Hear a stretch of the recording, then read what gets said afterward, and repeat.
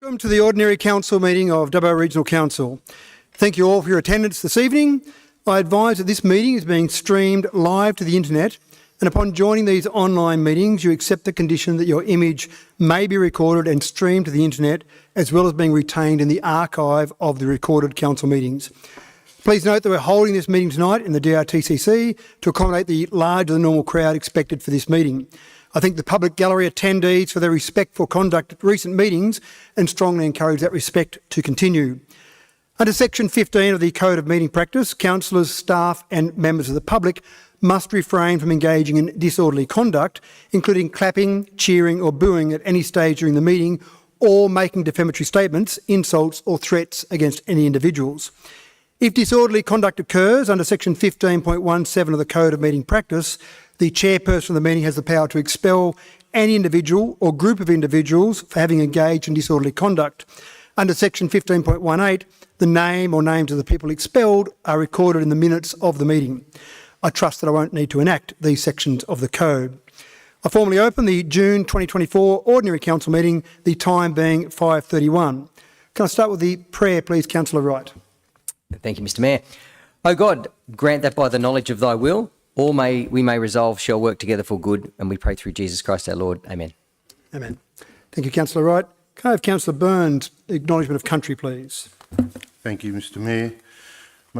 Through the Mother, Mara, Nanjani, Naramang, Tabagawaradri, Wilaywaradri, Mangawaradri. Thank you. Thank you, Councillor Burns. Next item on the agenda is conflicts of interest. Item CCL 24/138. I have three councillors that have declared a conflict. Councillor Wright. Thanks, Mr. Mayor. Just declaring a conflict on CCL 24/146. That item is in that particular report is CSC 24/28. Just refers to, I'll declare a pecuniary interest. Just refers to land at Keswick Estate, and I own a block of land in that particular release, and I'll leave the room during that debate. Thanks. Thank you, Councillor Wright. Councillor Black. Thank you very much. I have two pecuniary conflicts of interest to declare. The first one being CCL 24/143 about a Camp Road subdivision. I live on Camp Road near the subject site owned by the vendors. To remove any perception of an undeclared pecuniary conflict of interest, I'll leave the meeting while this item is considered. And the second one is IPEC 24/38 out of CCL 24/144, also on the Camp Road subdivision. And the same reason, I live on Camp Road near the subject site owned by the vendors. To remove any perception of an undeclared pecuniary conflict of interest, I'll leave the meeting while this item is considered. Thank you, Councillor Black. Councillor Chowdhury. Thank you, Mr. Mayor. In the business paper CCL 24/154, development of the commercial premises shopping centre in South Lake, I declare a non-pecuniary significant interest because I live in South Lake, and I'll leave the room. Thank you. Thank you, Councillor Black. Are there any further conflicts for any councillors to declare? No, thank you, councillors. Moving on. Next item is CCL 24/139, public forum. Each speaker will be allowed a maximum of 5 minutes to address council. Under section 4.14 of the Code of Meeting Practice, this time is to be strictly enforced by the chairperson. At 4 minutes and 30 seconds, I'll indicate by this bell that you've got 30 seconds left. At the 5 minutes, I'll inform you that your time is finished and your microphone will be turned off, and I'll ring the bell again. I'll remind the speakers and public gallery again of the items I mentioned at the beginning of the meeting in relation to acts of disorder. Each speaker shall be allowed to deliver their address without any noise from the audience at any stage during or after their presentation. Under section 4.2, speakers at public forums must comply with the Code of Meeting Practice and all other council codes, policies and procedures, and refrain from engaging in disorderly conduct, alleging breaches of the Code of Conduct or making other defamatory statements. Under section 4.17 of the Code of Meeting Practice, speakers at public forum cannot ask questions of the council or councillors or council staff. Under section 4.3, the time available for public forum is limited to 30 minutes. If there is time available after the registered speakers, I will inquire if there are any other speakers. If we reach the 30-minute limit, council may resolve to extend the time available for public forum. For each speaker that comes forward, please state your name and the item on the agenda you wish to speak to, if you are speaking about an item on the agenda. Your 5 minutes will start after that time. I have 6 speakers registered to speak tonight. And under section 4.13 of the Code of Meeting Practice, the order has been determined. I'll run through those speakers here now so you know that order. Mr Owen Johns, Mr Christopher Botfield, Mr Robert Fraser, Mr Martin Simmons, Mr Robert Shanks and Mr Philip Toynton. So if we can start with Mr Owen Johns, please. Come to the microphone. As mentioned, state your name, the item on the agenda, and then I'll start your 5 minutes. Thank you. Good evening, councillors and staff. My name's Owen Johns. I'm here to discuss or to present regarding the notice of motion from Councillor Richard Ivey regarding a new bridge, Scabbing Flat Bridge. Thank you for the opportunity to present tonight, and I'll try and keep it as quiet as quickly as possible. I realise this is a sideshow this evening compared to the main act, and I ask the forbearance of the rest of the audience here while I make a quick presentation. Council will recall that our spokesperson, Michelle Tompkins, made a compelling presentation last council meeting. And she was speaking to the Mayor a few days ago, and he recommended we make another presentation tonight because it is on the council agenda, and so that's what we're doing. Michelle is unfortunately unavailable, so I'm deputised to make the presentation. Okay, let's look at the current situation quickly. On the Arthurville Road, 4 kilometres south of Geary, there's a wonderful old bridge, Scabbing Flat Bridge. It's called Scabbing Flat Bridge. Built some 114 years ago, in 1910, it would certainly have been seen as a visionary project at the time to provide for all the foreseeable user requirements and was basically flood-proof. And yes, I'd love to know how it deserves such a flattering name. Fast forward to 2024, we still see a beautiful bridge that is now 114 years old. It is a local heritage listed asset, however, within 12 months we expect it to be state listed. And being state listed, it should be preserved into the future. However, it is a narrow one-lane bridge, too narrow for a lot of modern farm machinery and earth-moving equipment. It's not capable of carrying V-double and high mass limit loadings. It is the only bridge in that 50-kilometre stretch between Dubbo and Wellington that crosses the Macquarie River. And now it has been load restricted to 16-tonne limit since November last year. Based on the latest advice from Transport New South Wales, who are responsible for the maintenance of the bridge, it won't be open for harvest, and we expect probably early next year before it will be open to its normal weight limit of 42.5 tonnes. It's definitely time to update the vision for what is required for a new Scabbing Flat Bridge. Until the load limit is removed, there are issues for safety, logistics and additional costs as heavy transport vehicles have to use alternate routes. The latest extended load limit has galvanised many affected bridge users to call for a new bridge. Some 180 signatures on a petition letter were gathered within 2 weeks and attached to our submission to Council to the draft 2024-25 budget.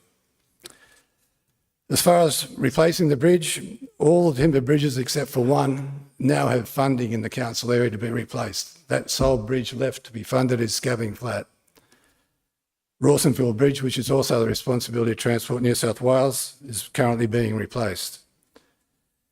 It is a vital piece of infrastructure to our area and it needs to be replaced. As far as the suggested solution, it is a lot of money. It's $25 to $30 million at least to replace the Scabbing Flat Bridge. And of course, we require state and federal government grants to make it happen. We are committed to working hand in hand with Council to ensure the desired result can be achieved, but it needs to start here, and that is why it's crucial that Council support the vision for a new Scabbing Flat Bridge. What are we asking from councillors? In our submission to the 24-25 budget, we requested a budget amount of $50,000 and the same amount for the following 3 years to enable preliminary works to commence.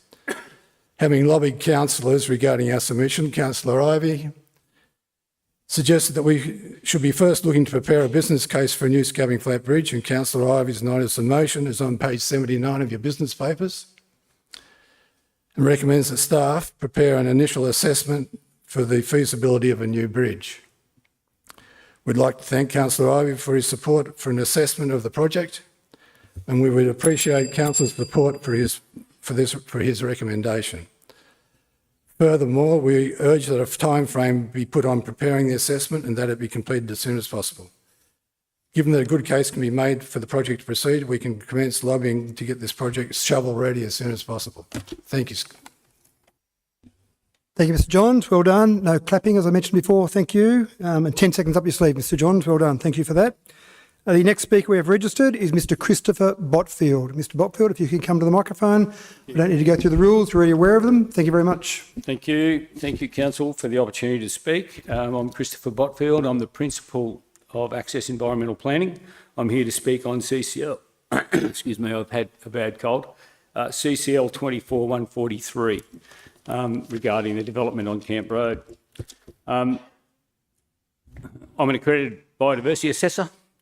Along with my colleagues who assess this project, we're bound by legislation to be impartial and provide all our information on these projects based on facts. As well, we have referred this project out to a peer group to also review the information that we've provided. So I'll move straight to the facts. Fact one, a single squirrel glider was identified and sighted on the site in 2018. The life expectancy of a squirrel glider is 5 to 6 years. It would be improbable at this stage that single squirrel glider would still be alive. It is also assumed by Council that there were multiple squirrel gliders at the time of that observation. That is an assumption by Council. Fact two, a fauna specialist installed cameras on this site, song meters, and undertook evening surveys over an extended period to see if there were squirrel gliders present on the site. The answer to that is no squirrel gliders were identified either physically or within the song meters or on the cameras. So the fact is, at the moment, there are no squirrel gliders on this site. Fact three, why were there no squirrel gliders on this site? And this is a critical component of this issue. The reason there are no squirrel gliders on this site is because the habitat is so severely degraded. The habitat itself is devoid of understory that would support a squirrel glider in terms of a food and natural resource. Even if the squirrel glider lived there or was there for a very short time, the reason it's not there now is because there's no sustenance for it to stay there. The environment is so degraded in relation to that habitat. The understory plants that are required are banksias and several other very specialist species, and the understory in this area is virtually missing, other than some invasive wattles that are in that location. Now to the future. The issue in relation to the biodiversity credits relates to the provision of payment for the damage to an environment which will prevent or sustain an environment or a habitat for the squirrel glider into the future. I have to say, if you can put yourself in the position of being a warm, cuddly, very shy nocturnal animal, would you live in a peri-urban area with little food, little shelter, and next to a racetrack? It is highly improbable that there will be a colony of squirrel gliders established in this habitat or in this area of this subdivision into the future, which negates the reason to pay for biodiversity offset credits to conserve a habitat that is non-existent. So, fact four, the Biodiversity Act was created to take away and remove subjective reporting and assessment. So historically, it was a problem with environmental assessment because people wrote reports to target the outcome required, and assessments were undertaken in relation to the bias of the people reading them. The Biodiversity Conservation Act removed that because they created a process for environmental assessors or accredited environmental assessors, biodiversity assessors. We are strictly controlled under legislation in relation to the prescriptive nature of our surveys and the information that we have to provide. We cannot be partial, we must be impartial, and we must provide factual information in our reports. Today's decision is to ascertain whether a developer pays $59,000 to replace or conserve a habitat that is essentially not there. The legislation provides for council to make a decision. It's not a decision for a city-based bureaucrat, it's not a decision for a council executive, and it's not a decision for me as an accredited assessor. The safety net is for council to consider whether these payments are fair and reasonable in relation to the location of Dubbo. So I thank you for the opportunity. Thank you, Mr Brookfield. Right on 5 minutes. Thank you. Thank you. The next speaker I have registered, as I mentioned before in the previous order, is Mr Robert Fraser. Mr Fraser, if you'd like to come to the microphone, please. And I can't see it, Mr Fraser. Thank you. Mr Fraser, if you come to the microphone. And I think you've understood the drill. We've got a couple of examples of that. So if which is obviously a topical one for tonight. What we saw with the RFI, the sale yards, was talking about the sale or the leasing of the sale yards. I believe that there's a better opportunity here, or an alternative that the RFI didn't consider, and that was moving the sale yards to an online platform. As we've seen through other council areas where they've shut down or released sale yards, those fees have gone up by over 150%, and those costs are borne by producers. So the concern, the sale yards are not profitable at the moment. If they're leased, the fear is that they become profitable, the costs to the producer will go up, as we've seen in other areas. There is currently an online platform that mimics the sale yard. It can be white labelled to Dubbo City Council, Regional Council, and be still owned and controlled under the Dubbo Council. Based on last year's revenue, on last year's turnover of sales, that revenue would be over $2 million back to Dubbo Regional Council on an annual basis. In relation to the sale yard process, it mimics everything that currently happens on a sale yard, but online. So there's a number of huge benefits here. You've got, and the cost of that sale will be cheaper to the producer, so it'll be cheaper for the producer. There will be also one less transport for the animals, which will also put more money into the producer's pockets. It's a lot better for animal welfare. There'll be less deaths and injury through transportation. It also has an improvement to biosecurity, and I hate to use the term, the major ESG benefits back to the council, because we would be reducing transport movement of animals, which has a noted improvement to carbon emissions. So we're looking at the welfare for the local producers to keep it in the council's hand and run an online platform. And the platform exists, it's operational. So what I'm actually asking the council is to defer a decision on tonight for a month, where we can come back and have a public consultation within a month, showing the capability. We can get the producers to test trial it and use it and give the feedback. But it's transparent to the producers. It doesn't take out the agents, it doesn't take anyone else out the supply chain, everything stays the same. So no one loses in this. And this will then free up that land for the council to consider using it for other things. So it's good for the producers, it puts money back in their pockets. As we've all seen around, supermarkets squeezing our producers and taking money out of their pockets, this puts money back into your constituents' pockets on an annual basis. It improves animal welfare, it improves the environment. It stays under the governance of the council, and it produces a revenue stream for a council rather than a loss. That's all I've got. Thank you, Mr Scott. Thank you. Okay, the next item the next speaker that's registered is Mr Marty Simmons. Mr Simmons, if you'll come forward and you know the story. Thank you. Good evening, councillors. My name's Martin Simmons and I'll be addressing item 24149. Tonight, you gather for what we believe to be the most significant decision you have ever to make whilst on council. A decision that will potentially reshape not only the Dubbo regional livestock markets, but also the city of Dubbo and surrounding areas. This process has attracted media attention across 3 states.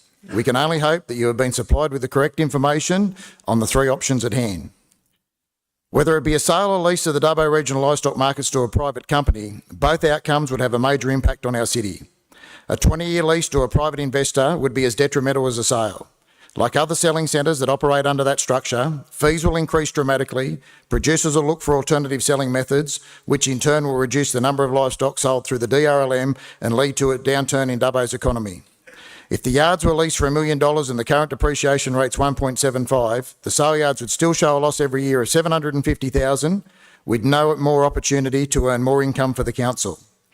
In an interview conducted by 2DU with the Mayor, he stated one of the interested parties would not increase the fees at the DRLM for 3 years. This concerns the Dubbo Stock and Station agents, as we were part of that EOI process. I'm sure there would be a section in the Code of Conduct which relates to confidentiality, would there not? Another real issue for the DWSA is the council's perception around another agent entering the Dubbo regional livestock markets.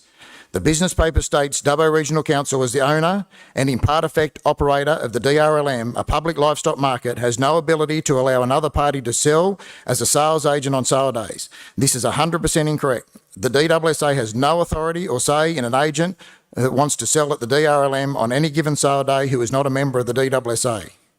The process is simple. Pay the council a fee of $12,800 and they are automatically in the sale draw for the following week's sale, which of course is a council-run draw. Refer to pages 36 and 7 of the deed of licence between agent and Dubbo Regional Council, which you all received last night. It has come to light through this process that the council and councillors don't really have a strong understanding of how the DWSA operates. This is not a criticism, just an observation. The Mayor stated in one of the podcasts that he looked up a producer's cattle account sale and the cost of selling each beast was $65, and out of that the council received yard dues and the DWSA got the rest. Again, false information. In fact, the DWSA received $2.75 scale fee out of the $65 and nothing else. I'm very confident the government receives their levy, the transport operators receive their charge, the scanning contractor receives the scanning fee and the agents receive their commission. For everyone's information, the DWSA is a non-for-profit organisation who acts as a bulk billing service on behalf of its members. The comparisons between Wagga and Forbes about getting the operation model correct under a modified status quo is also misleading. The business papers refer to the entire scale house being operated by council staff. We believe that would include one person operating the scales and another confirming the right lot of cattle is on the scales. So entire scale house is referring to 2 people. Dubbo has a council representative operate the scales and a DWSA admin employee confirm the correct stock are on the scales. So this process does not require a lot of change under a modified status quo. It also states the DWSA issue the emergency tags, once again incorrect. The tags are issued by the scanning company.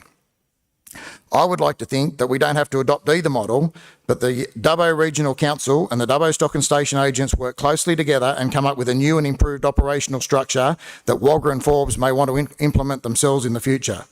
The fees and charges are also misleading, with Wagga operating under a tiered structure. The business paper states their cattle yard dues are $15.99 a head. This is correct if cattle were averaging $2,000. In fact, I would say the current yard dues at Wagga would sit around $9.80 a head on current market value. I note Forbes cattle yard dues are $17 a head. I guess that figure can be justified considering last year's numbers. They only sold 41,000 cattle, or 27.5% of Dubbo's total of over 151,000. We understand the council's need to increase the yard dues and agents' fees, licence fees by 32% for cattle and 27% for sheep to ensure the future capital works program is achievable. And the DWSA look forward to working with council to make this happen, to build a stronger relationship between the Dubbo Regional Council and the Dubbo Stock and Station agents and continue to grow both businesses and keep Dubbo as the #1 mixed species selling centre in the industry. In closing, the DWSA believe only one change needed to be made at the Dubbo Regional Livestock Markets, and that was council management at the facility. This has now taken place, and under a modified status quo, we look forward to the positive outcomes in the future and continuing to rebuild a strong working relationship with the management team at the Dubbo Regional Livestock Markets. Thank you. So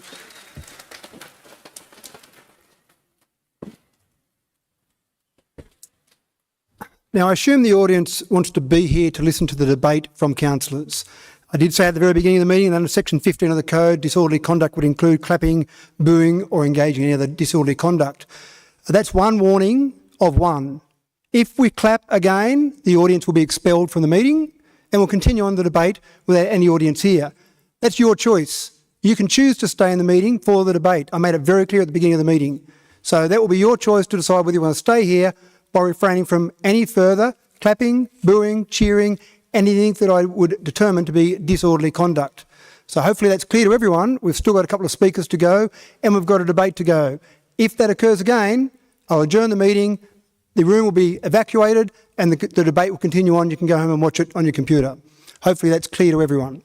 Thank you, Mr Simmons, for your presentation. Thank you for the opportunity to address the councillors and explain the value and contribution the sale yards have made to the ratepayers and businesses of Dubbo over the last 30 years that I'm aware of. I understand, as councillors, you have attended council workshops over the past few weeks which covered the sale yards operations. I don't intend tonight to advise you on how to vote. I hope to give you some information that will help you vote wisely. Council has the capacity to depreciate assets at their replacement cost.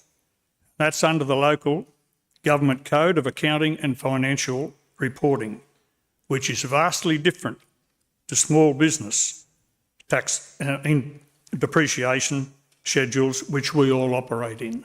In other words, council can revalue an asset and start to depreciate it without ever having to pay for it. As stated in council's income statements, depreciation and losses on sale of assets are non-cash items, but are deducted from sale yards income as a cash cost.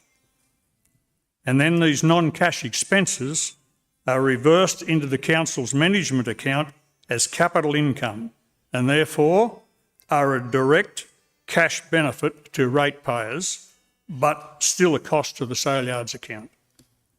Over the last 6 years of the financial statements that are in the meeting agenda for tonight, these non-cash items total $10.038 million. And using the same financial statements, the accumulated deficit over those 6 years is only $3.02 million, which is leaving $7.01 million being reversed into the management account.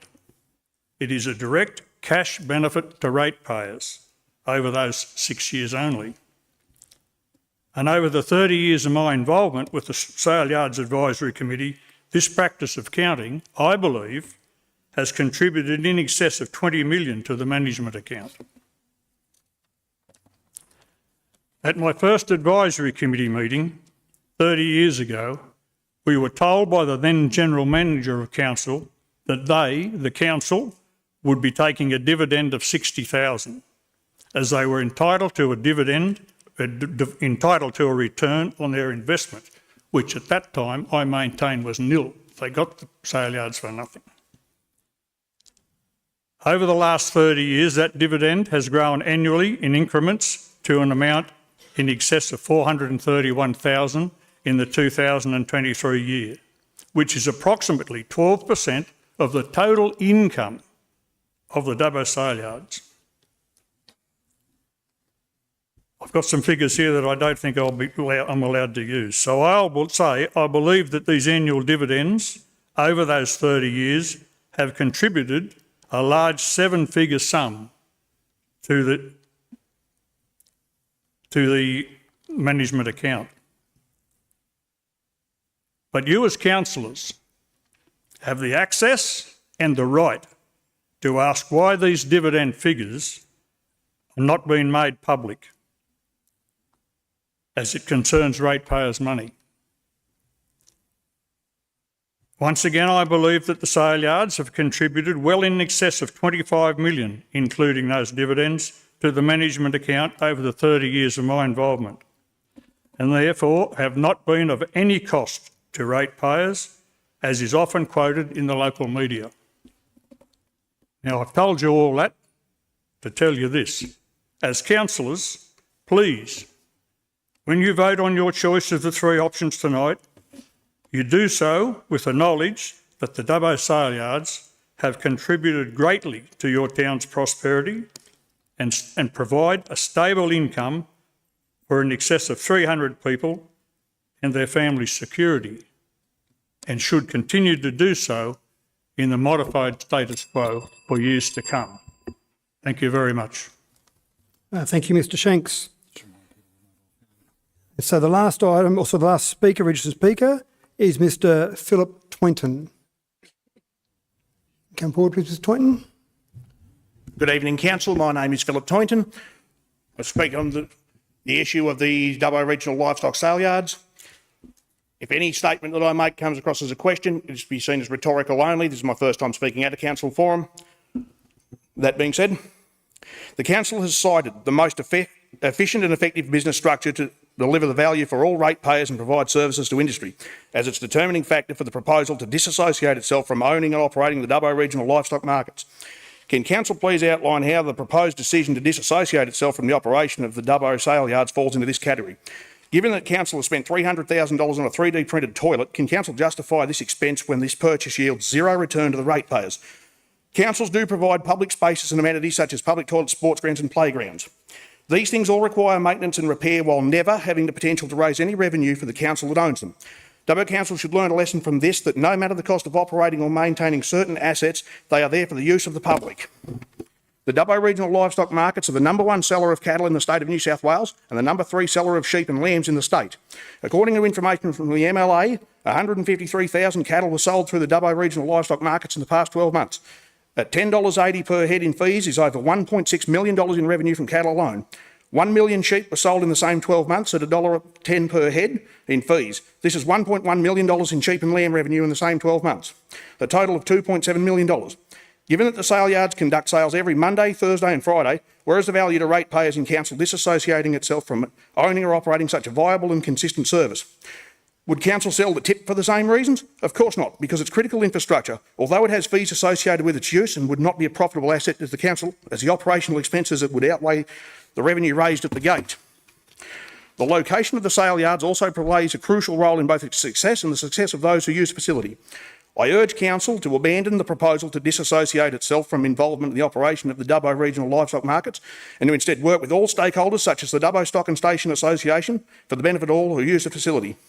Thank you for hearing me this evening. Thank you, Mr Toynton. That's all our registered speakers. We do have 5 minutes left in our official public forum time. That's 25 minutes taken up so far. So if there's anyone else that would like to come forward and speak, you can come and do that. Again, same as the other speakers, state your name, the item on the agenda that you'd like to speak about, and then you'll have your 5 minutes. Is there anyone else that would like to come forward? It can be about another topic besides the sale yards. It can be about any topic on the agenda or any council-related topic if you wish. Okay, thank you. I'll move on to the next item on the agenda. Next item, CCL 24/140, confirmation of minutes. Have someone move that way, please. Someone, Councillor Chowdhury, seconded by Councillor Wright. Do you wish to speak to that, Councillor Chowdhury? Thank you, Mr Mayor. Any discussion or debate, councillors? There being none, I put that. All those in favour? Against? Declare that carried. Next item is CCL 24/141, mayoral appointments and meetings. Can I have someone move that way, please? Thank you, Councillor Ivey, seconded by Councillor Wright. Councillor Ivey, do you wish to speak to that? Yes, Mr Mayor, just a question. I noticed in your mayoral appointments you list on a number of occasions, I think about every fortnight, doing a radio interview with radio station 2BS, which I think is the Bathurst radio station, and also 2WEB. Which is the radio station based in Burke, which obviously are outside our Dubbo Regional Council area. I just wondered, could you explain or just provide some information of what issues are discussed there, and do you think that that is of value to our Dubbo Regional area? It's interesting, Councillor Ivey. Obviously, there are many radio stations that I deal with, and I think one of the important things is the idea that a mayor is there to communicate with the community and keep the community informed. In both those scenarios, both 2BS contacted me and 2WB contacted me to say, can you do an interview? A fortnightly basis was suggested by both of those, and the topics that are usually discussed are usually topics that are of a broader regional nature. Sometimes they are Dubbo specific, but a broader regional nature. It really is whatever topics the interviewer asks me about in general, and they can vary from things that might be related, for example, TWB might talk about things that might be regional based. 2BS might be more comparing things that are Bathurst focused, but Dubbo being a similar sized city, they might be focused on that. But it really is one of those things that from time to time, there are Sydney stations, Sydney newspapers, other regional locations that sometimes contact me to say, can I give an opinion or give some comments around that? So I suppose part of my role is under Section 226 of the Act is really to communicate with the public and be a spokesperson for council. For what it costs for those interviews, which is obviously zero, then I think it's probably pretty good value for money for the community on the wider sense to understand what's going on. Hopefully that covers that question, Councillor Ivey. Thank you. Yep. Any further questions or comments, councillors? Councillor Wright. Thanks, Mr. Mayor. Actually, coincidentally, I had one as well, just with regards to a meeting that you had on, actually it was a phone meeting on the Friday the 24th of May with Stephen Rosewell from Studio Kite. I just found that one interesting because if I sort of flick back to the previous council meeting, there was a question on notice from Councillor Black, actually, with respect to that particular meeting that council held with Stephen Rosewell. Just wondering if any chance you might be able to expand on that conversation that you might have had with him. It might have added a little bit to the question on notice from the previous month's meeting. Yeah, thank you. So that was the day after, 24th of May, that wasn't it? I just think I found it here. Oh, yeah, there we go. Last one. So, Stephen Rosewell. So, correct. There was a question I noticed in relation to that. You will remember that we had a meeting, you were involved in that video conference meeting initially with some of those meetings with a number of different 3D proponents who wished to talk to us about their services. Studio Kite was one of those that contacted us. We had a discussion from memory. The CEO was in the room. We had one of our building staff in the room. You were in the room. We had that discussion. And that was about 2 years ago. So memories fade somewhat. And then there was a question I noticed. We had a discussion about that. But I actually rang Mr. Rosewell the next day after that last council meeting just to have a further discussion about that. You may remember in that meeting a couple of years ago, their technology hadn't been developed that far. There were different proponents that had different levels of sophistication in their 3D printing, and that particular one was one of those early, not quite sophisticated versions. And so I had the conversation with Mr. Rosewell, asked where his technology was up to. He certainly was keen to talk about that technology and subsequently sent an email through to myself about their technology, which I did forward to councillors, just to point out, I suppose, where their technology had gotten to, and they were certainly very keen to look at how they could be a part of solving the housing crisis across the state. They're talking to other LGAs, they're talking to the state government about how they might be part of that solution. So I think constructive discussion, and when we get to the point where some of our building lots we've got reserved for 3D, I'm sure Mr. Rose will be keen to do something there.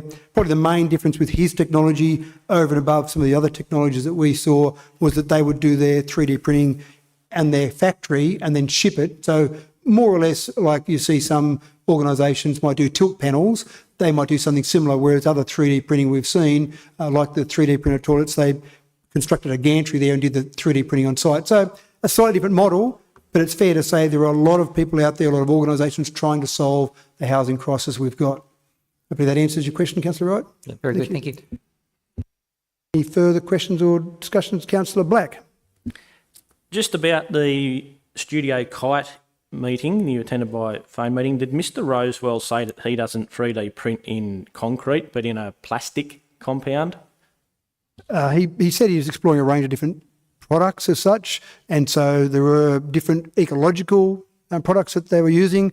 I'm not sure that he called it a plastic, but it was different products that were based around some different types of more sustainable products, I suppose is the way I describe it. So he did talk about concrete, he talked about where he thought concrete was going, but he also thought it was based up around the Byron area, somewhere up there, and so he had a focus on the sustainability of production in addition to the ease of production. So I don't remember the plastic in particular, but certainly he talked about different types of sustainable products that he was using.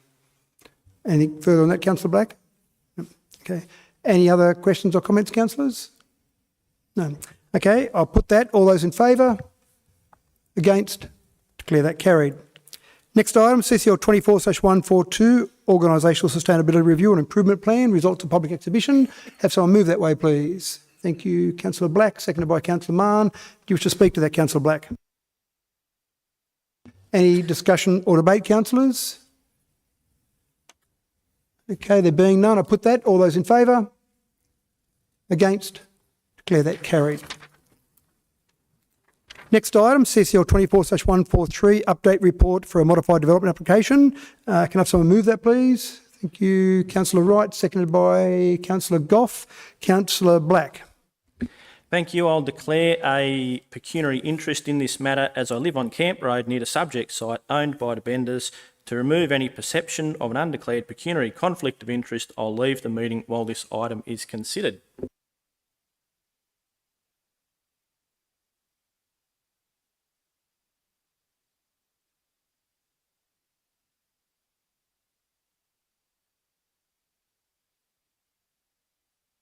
Okay, I'll assume Councillor Black is now out of earshot. Councillor Wright, you've moved that. Do you wish to speak to that? Thanks, Mr Mayor. Look, I find myself pretty torn on this one, actually. I look at it, the case itself, the whole subject itself from a common sense perspective. And Sorry, just to interrupt briefly, Councillor Wright. This is just for the notation for the advice. do you want to debate on the item in the next matter, Mr Mayor? Entirely up to councillors, Let's do but personally I would think that the decision is being made in the next item, so I'd probably suggest that would be a good way to go. But you can still speak, but again, that's where the decision will be made about the final outcome. Sure, happy to take your advice on that. I'm happy to move that and just note that report, and happy to discuss that in the next item. Thanks. Thank you, Councillor Wright. Any further discussion or debate, councillors? No, there being none, I put that. All those in favour? Against? Declare that carried. Can we have Councillor Black brought back in, please?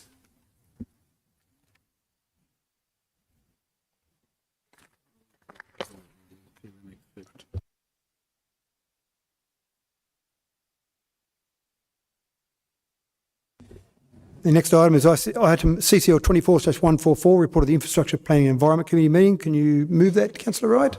I can, Mr Mayor, but can I move and save and accept? I'd just like to move that item, but I will save and accept item IPEC 24/38 of that particular report, which will be dealt with separately. Thanks. Thank you, Councillor Wright. Have someone second that, please. Seconded by Councillor Chowdhury. Councillor Wright, do you wish to speak to the rest of that report? No, I'm happy with that. Thank you. Thank you, Councillor Wright. Any other discussion or debate, councillors, in relation to the rest of that report, excluding IPEC 24/38? No, there being none, I put that. All those in favour? Against? Declare that carried. Councillor Wright. Thanks, Mr Mayor. Just now moving item IPEC 24/38 of that previous item, please. Thank you, Councillor Wright. Have someone second that, please. Thank you, Councillor Chowdhury. Councillor Black. Thank you. I'll declare a pecuniary interest in this item as I live on Camp Road near the subject site owned by the Benders. To remove any perception of an undeclared pecuniary conflict of interest, I'll leave the meeting while this item is considered. Thank you, Councillor Black. I'll just wait till you go out of earshot.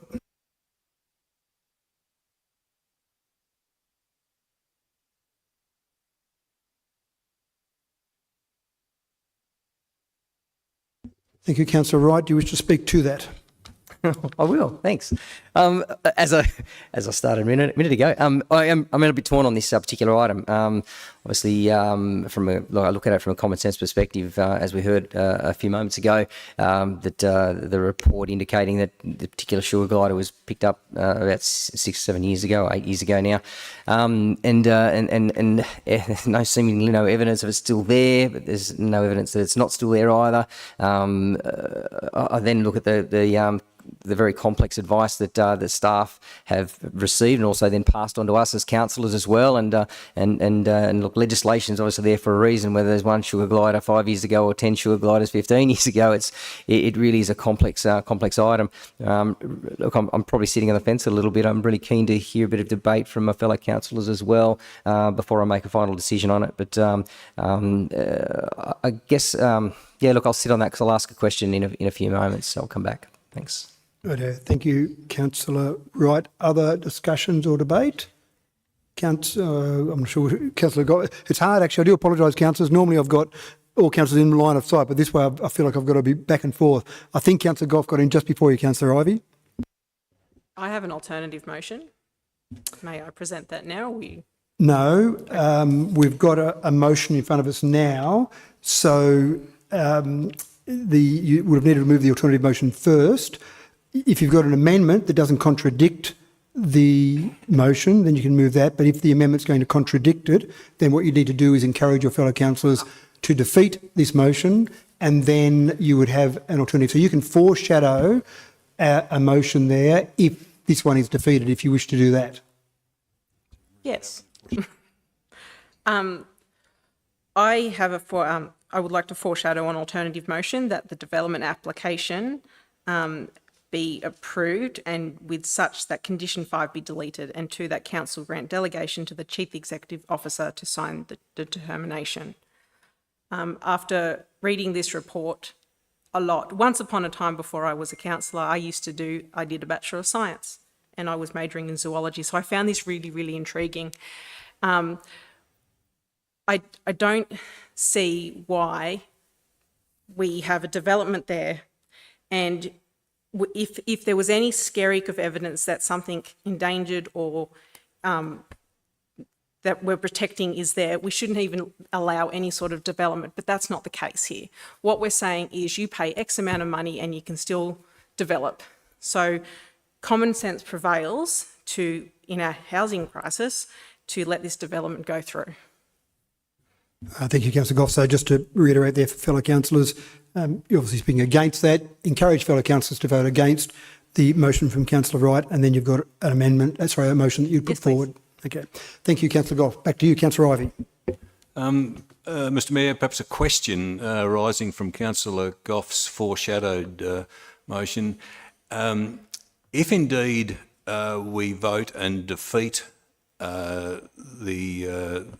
beg your pardon, if we vote in favour of the motion that says the application to remove the credits is removed, in other words, if we vote to defeat that, a question, what is the next step? Does the applicant have a chance or an opportunity to come back with an alternative motion that perhaps better meets the requirements of the department?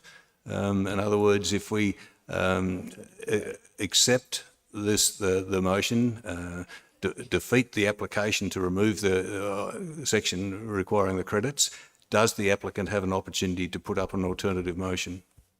So just briefly there, if this motion is approved by council, that would mean the application would be refused. That would then mean that with those credits in there, not paying those credits, the developer basically wouldn't be able to go ahead, continue on, but there would still be the opportunity to go back and pay those credits and then continue on. And I'm happy to go to Mr Wallace to give some more clarification on that, but I assume that's what you're asking. You're asking something different. No, my question is, following on from that, does the applicant then have an opportunity to bring a second motion or a second issue to council that may well satisfy their requirements? So you're not so much a motion, you're more meaning a modified development, another modified development application is what you're saying? Yes. Yeah, right. So yes, but I'll go to Mr Wallace, to you, Mr CEO, to Mr Wallace to get further clarification on exactly the process there. Thank you, Mr Wallace. Yeah, through you, Mr Chair. The applicant has the option of challenging the decision, so that's the first step. They also have the option of pursuing a different path, whether that's lodging a different application, different modified application, after understanding some of the, and maybe obtaining their own legal advice about some of the intricacies of what the legislation allows and doesn't allow, or potentially even weaving that into another application. So the proponent actually has another modified application in with council at the moment. So they have a couple of avenues to do that. I'm sure that wouldn't be their first choice, but they certainly do have the capacity to challenge the decision, and that would be ultimately it could be challenged by coming back to council. They could also choose to take the matter to court, to the Land Environment Court. Thank you, Mr Wallace. Further, Councillor Ivey? Just one follow-up question, though. So in summary, the applicant may well have the opportunity to achieve its aims that's in this motion that we're debating now. If that motion is passed and therefore they can't remove their credits, they have the opportunity through another means of achieving that same aim? Thank you, Councillor Ivey. Through you, Mr CEO, to Mr Wallace. And through you, Mr Chair. Technically, the answer is yes. It is not as simple as you might be making it, or I'm interpreting what you're saying. So it's not like the proponent has an easy capacity, a straightforward capacity. I mean, effectively, what council would do if they were to uphold the consent and refuse the recommendation, uphold the recommendation and refuse the modified application, effectively that is refusal of that application. So unless they choose to take that matter further by challenging the decision, then the other alternatives are separate applications, if they choose to continue on. And Mr Wallace, by challenging, you would mean the Land Environment Court challenging. There's no avenue to challenge back to your council. It would be that if you wanted to challenge that decision, that would be a land environment process. Through you, Mr Chair, there is actually a clause in the legislation, a section of the legislation that enables a request for a review of a decision, and that is an avenue they could take as well. Thank you. Councillor Ivey, you can enter the debate as well. You've only asked questions so far, so you can enter the debate as well. I'll leave it at this stage. Thanks, Mr Mayor. Thank you. Further questions or comments, councillors? Councillor Wells. Thank you, Mr Mayor. So, in my observations and what I've seen in additional information around the potential possibility of a squirrel glider, the evidence that I've seen indicates to me that there's a lack of evidence to say that there was a squirrel glider present. The other information is that we know that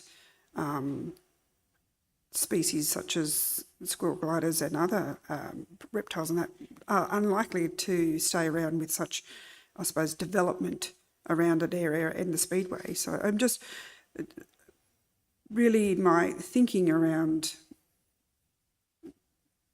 whether the squirrel glider actually is there on site. I'm curious that I don't see that it is. Thank you. Thank you, Councillor Wells. Other questions? Councillor Burns. Thank you, Mr Mayor. I just had the question, one of the questions I had was that this proposal is a three-stage proposal, and I wondered if the squirrel glider affects every stage of that proposal. And the other one was, I think this proposal was already approved for development. I'll go one at a time. I'll just take the first question first. Councillor Burns, to Mr CEO, to Mr Wallace. Three-stage proposal was the first question. Through you, Mr Mayor, I'm advised by staff that that is the case in response to the first question. In relation to... Well, sorry, I'll just get more. So can you explain the three stages there of that proposal briefly, or need to go to Mr Auld or... Yes, Mr Auld. Okay, thank you, Mr Auld. Through you, Mr Mayor, while it's a three-stage development, the conditions have not been requested to be drafted to stage the retirement of credits. It's possible in a multi-stage development such as Kintyre Heights, where during the assessment process the proponent proposed a 12-stage development and sought approval to retire 1/12 of their credit liability before the commencement of each stage. That was approved, that's allowable by the department. That wasn't sought by the proponent, and I'm not in fact sure that the staging of the development was part of the original approval, or so the condition is drafted such that the entirety of the credit liability must be retired before any of the stages can be commenced. Thank you, Mr Auld. Just to clarify there, so it might be a three-stage development, but the squirrel glider biodiversity offsets are one application rather than three stages. So bearing in mind that there are more than simply squirrel glider liabilities, there are also ecosystem credit liabilities. All of those liabilities must be retired before any ground can be turned as per the requirements of the Biodiversity Conservation Act. Thank you, Mr Auld. So hopefully that answers that question, Councillor Burns. And then your second question? My second question, I forgot what it was. Oh, wasn't it already approved by Council for Development? And then this has come up. So thank you, Councillor Burns. I'll go with you, Mr CEO, to Mr Wallace. Through you, Mr Mayor, yes, a development consent currently exists. So what so the developer could choose to act on that consent. They do have a condition that they need to retire the squirrel glider credits before they apply for or receive a subdivision work certificate. So that is that is one of the processes that they just need to go through, but effectively the consent exists already for that residential development. Thank you, Mr. Wallace. So essentially, Councillor Burns, the consent is approved with a condition being the biodiversity credits. Okay. So that's what this is seeking to potentially remove. Okay. Thank you. Further question I just or wanted comment? I'll make a statement. Sure. I'm pretty sure that squirrel gliders would have been living right here where we're sitting at some point, but development keeps happening and they move away. So I got a feeling, in my opinion, that they've probably moved away from development. That's my opinion. Thank you, Councillor Burns. Further questions? Councillor Chowdhury. I don't have a question. Can I make a comment? Yes. And differently, I'm going to support Councillor Goff for shadow motion because I'm also an animal lover, but as the speaker has mentioned and the report we have seen, like a last squirrel glider has been seen like a 2018. It's been a long time, haven't been seen, and currently we have in like a housing shortage. So I think this development would be the crucial at this moment. Yeah, thank you. Thank you, Councillor Chowdhury. Further questions or debate, councillors? Councillor Ivey. Can I now speak to the motion? Yes. I'll oppose Councillor Goff's foreshadowed motion.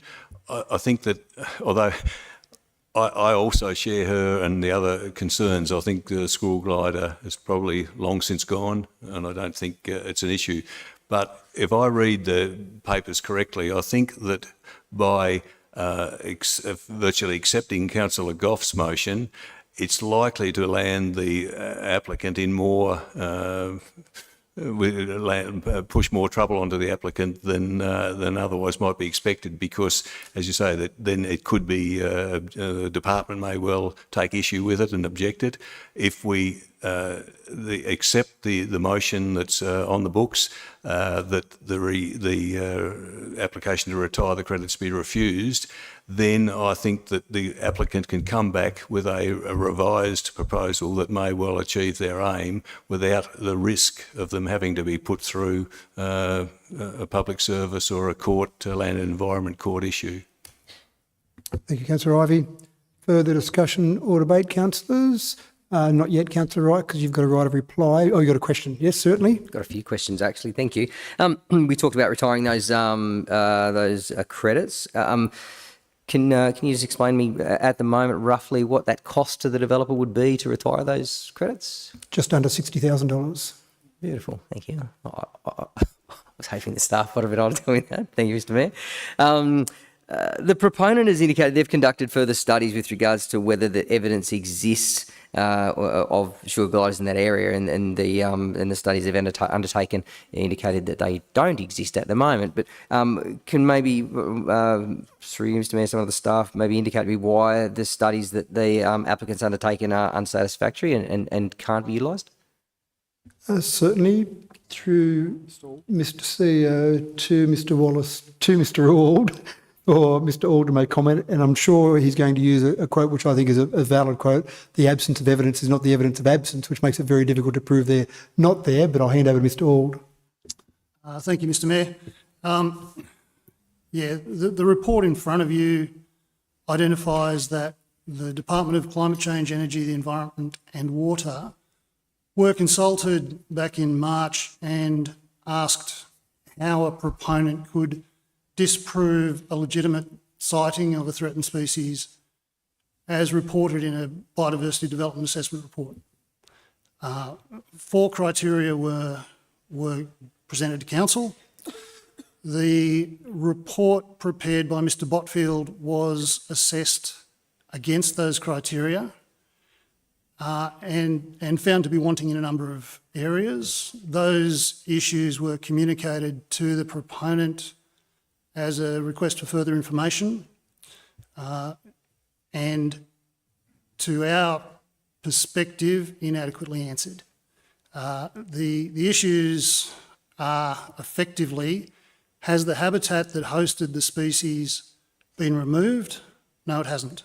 Has the habitat that hosted the species been significantly changed? No, it hasn't. And the an issue raised by the proponent was that drought had significantly changed the habitat. The department expressly states that temporal changes such as fire, and in our case drought, do not remove the habitat's capacity to host a species that was once sited there. So for a range of technical reasons, including issues with some of the technology that was utilised and some of the techniques that were used, we question that the survey adequately disproves the presence of a very cryptic, shy species. And specifically, yes, you're right, Mr. Mayor, the absence of evidence of a species is not evidence that that species is not present. It's very difficult to disprove the presence of a species. The issue, therefore, is has the habitat that hosted the species in the first place changed? No, it hasn't. The issue that's been raised a couple of times around the table that development post the sighting of the species has driven the species away. The species was sighted 6 years ago, 2018. There has not been significant development on or near that site in the last 6 years. So the argument that the Speedway has driven the species away, the Speedway existed before 2018. There has not been significant development on or near the site to justify the argument that the species has been driven away subsequent to its sighting in 2018. Thanks, Mr. Hall. So, Councillor Wright, further questions? Yeah, look, just with respect to that $60,000, I guess on the surface of it, it seems that you sort of pay $60,000 and the problem goes away. But maybe you might be able to elaborate, or have someone, one of the staff elaborate as to where that $60,000, if it's paid by the proponent, where that's actually invested. My guess is that council doesn't receive that money. Thank you, Councillor Wright. I'll go to Mr. CEO, to Mr. Wallace, to Mr. Alden. Just, Mr. Alden, just remind you that just answering the question, be careful you don't enter the council debate. Just make sure you keep your answer to the question, please. Thank you, Mr. Mayor. The Biodiversity Conservation Act has a structure that applies across the state whereby impacts in one site can be offset financially or through protection of bushland in another site. Now, that can be elsewhere in the state. It doesn't have to be in the City of Dubbo. In this case, the availability of credits for squirrel gliders particularly is limited. What that likely means is that for the proponent to retire the credits, they will do so through a financial investment into a thing called the Biodiversity Conservation Trust. That's a New South Wales State Government managed fund which invests the funds that are invested into it by developers into biodiversity conservation as appropriate for the species that are being impacted, and that investment can take place across the state. Thank you, Mr. Hall. Councillor Wright. That's all. Thank you, Mr. Mayor. Thank you. Further question? Councillor Mann. Just wind back to Councillor Ivy's comments around, I just want to clarify, if we were to approve the motion as it reads rather than Councillor Goff's proposed motion, Councillor Ivy mentioned that that would save the proponents being forced into further troubles down the track. My reading of it is if we were to support Councillor Goff's proposed motion, that the proponents would then be able to go ahead and then any trouble would become the council's problem acting outside of our terms. Have I got that right? Certainly the first one in relation, or the second one in relation to Councillor Goff, supported that, the developer could go ahead. In terms of any trouble down the track, happy to pass to the CEO to answer that particular part of it, Councillor Mann. So that's certainly a risk based on our legal advice. So we would potentially be the focus of attention of the department in that regard. What that looks like is unknown. Thank you, CEO. Councillor Mann. Yeah, just sorry, but my point was, I think Councillor Ivy was concerned that if we did went down that path, we then pushed the proponents into more strife, for whatever that word might be. But I think they would be underway with their development and the strife because we've approved it. So. Yeah, thank you, Councillor Mann. CEO. Yeah, so if I can just summarise the question. So if this motion currently gets defeated and Councillor Goff's one gets put forward and is resolved, yes, so what you're saying, that becomes our issue in terms with the regulator. I don't see a problem for the proponent with the regulator in that regard. Yeah, thank you. That was Thank you. the purpose of my question was just to get clarity on that because to me it sort of was reading the different way. And just another question, the total in this development, how much of the habitat as it stands today would be cleared by the proposed development? Thank you, Councillor Mann. I'll go through Mr CEO to Mr Wallace to Mr Auld. Thank you. Thank you, Mr Mayor. The development has been well designed to minimise impact on the environment. There's a well-wooded hillside which sits between Morris Park Speedway and the predominant area of development. That is being retained. The clearing required for roads and pipes and infrastructure and housing sites is relatively small. I don't have a number of hectares in front of me because I don't have the report. It's not a question, we haven't been reconsidering the BDAR.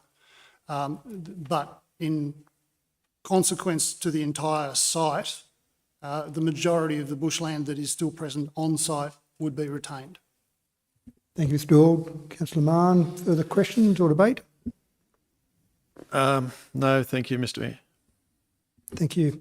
So, councillors, any further questions or debate?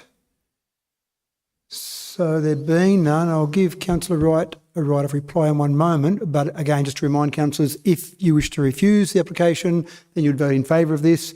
If you wish to go with the foreshadowed motion from Councillor Goff, you need to defeat this, and then Councillor Goff could move her motion and then we'd debate that one. Councillor Wright, right of reply to things that are said in the debate. Thanks, Mr Mayor. Like I said early on, I'm a bit torn about it. Again, I'll come back to a common sense perspective, and I know I take a lot of respect of the staff and the technical advice and the time that they put into to provide that information to councillors to make a decision, and noting that there is a foreshadowed motion. I'll take consideration of that as well. Okay. Yeah, thank you, councillor. So, all those in favour of the motion to refuse the DA? All those against? Declare that lost. We've got a foreshadowed motion from Councillor Goff. Now there's no motion on the books. You can move your foreshadowed motion and make it the motion. My alternative motion is the development application D2022122 Part 3 to 33 lot subdivision, lot 8 DP, do I have to read all this? 1063425 4L Camp Road Dubbo be approved as such that condition 5 be deleted. 2, that council grant delegation to the Chief Executive Officer to sign the determination. Thank you, Councillor Goff. Can I have someone second that, please? Councillor Chowdhury. Councillor Goff, do you wish to speak to your motion? No, thank you, Mr Mayor. Yeah, thank you, councillors. We can do it all again, but it's a similar subject, obviously. So, questions or debate? Councillor Wells. Thank you, Mr Mayor. I think hearing the responses to questions a moment ago saying that a majority of the bushland will be retained gives me a sense of comfort that there is still bushland there if there is a squirrel glider in the area, and that potentially we'll have 33 homes on the cards, and there's a housing crisis, and so this is important in my belief. Thank you. Thank you, Councillor Wells. Any other comments or debate, councillors? Councillor Goff, you have a right of reply to what Councillor Wells said if you wish to exercise that. I'm here. Thank you, Mr Mayor. So just to remind councillors, this would now be to approve the development and removing that condition in relation to the biodiversity credits. So all those in favour? Against? Declare that carried. Thank you, councillors. Next item, CCL 24/145, report of the Culture and Community Committee. Councillor Goff. Oh, Josh. Sorry, thank you, Councillor Goff. Councillor Black, can we get someone to return Councillor Black? Been a long debate, I'd forgotten.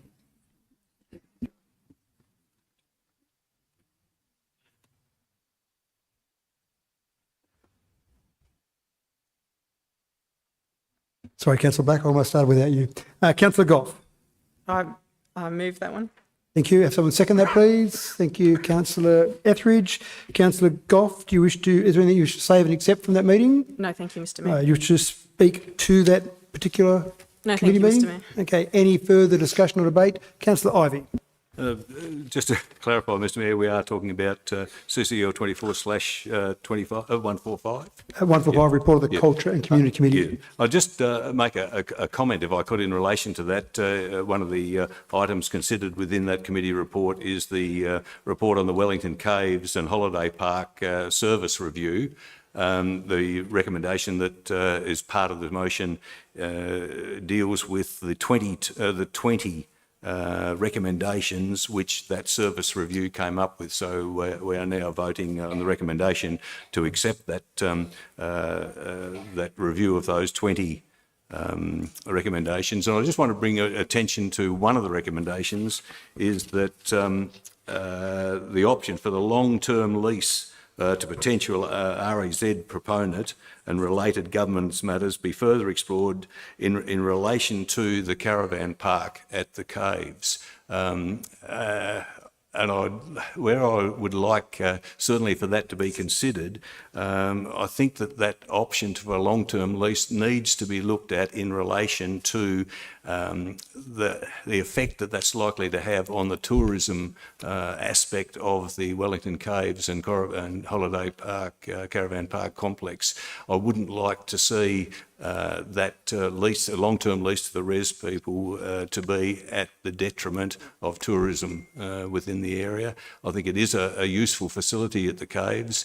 It's had problems.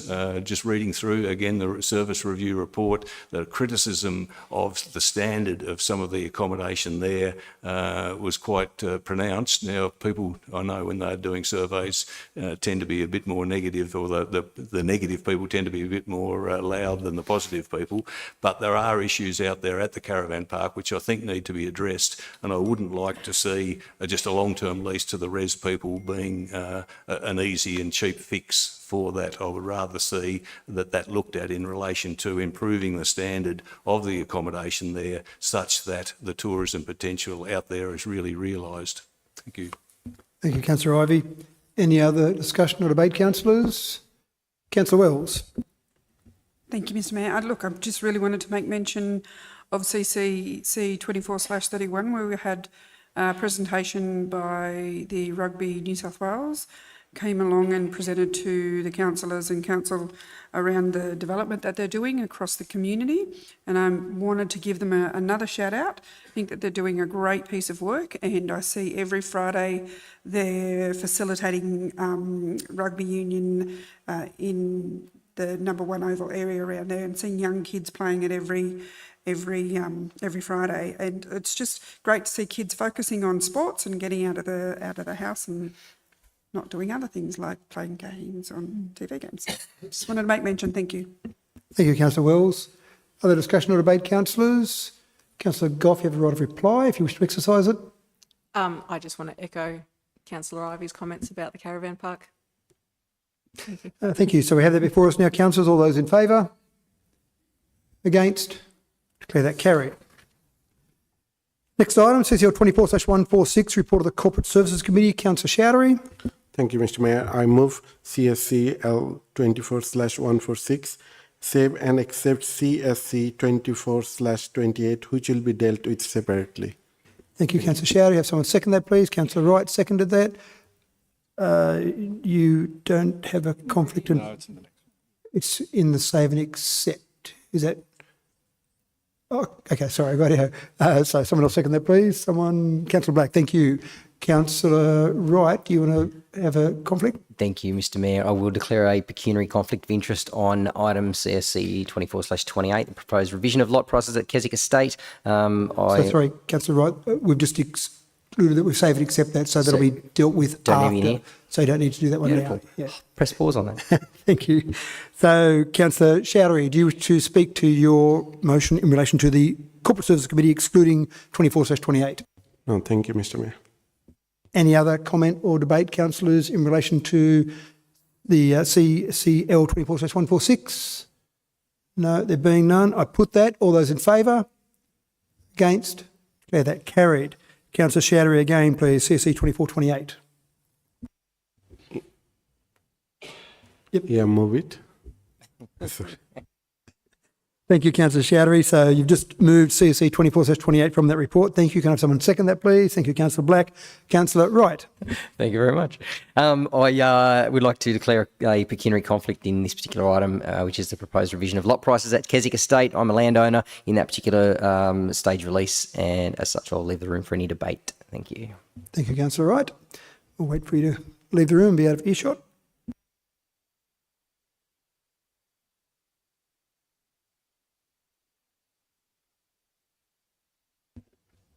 Thank you, councillors. So we have CC 24/28 before us. Councillor Chowdhury, do you wish to speak to that? Thank you, Mr. Mayor. Yeah, I just briefly make a comment.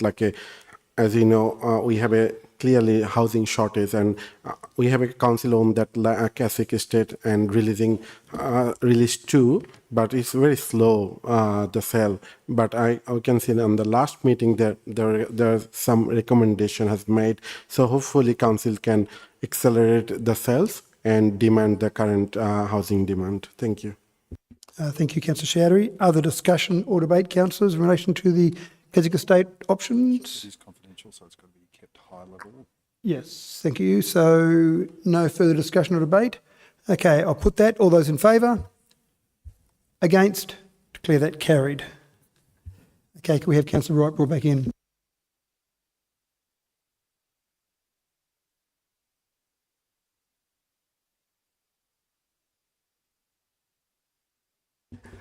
Thank you, Councillor Wright. Next item, CCL 24/147, Multicultural Garden Public Consultation.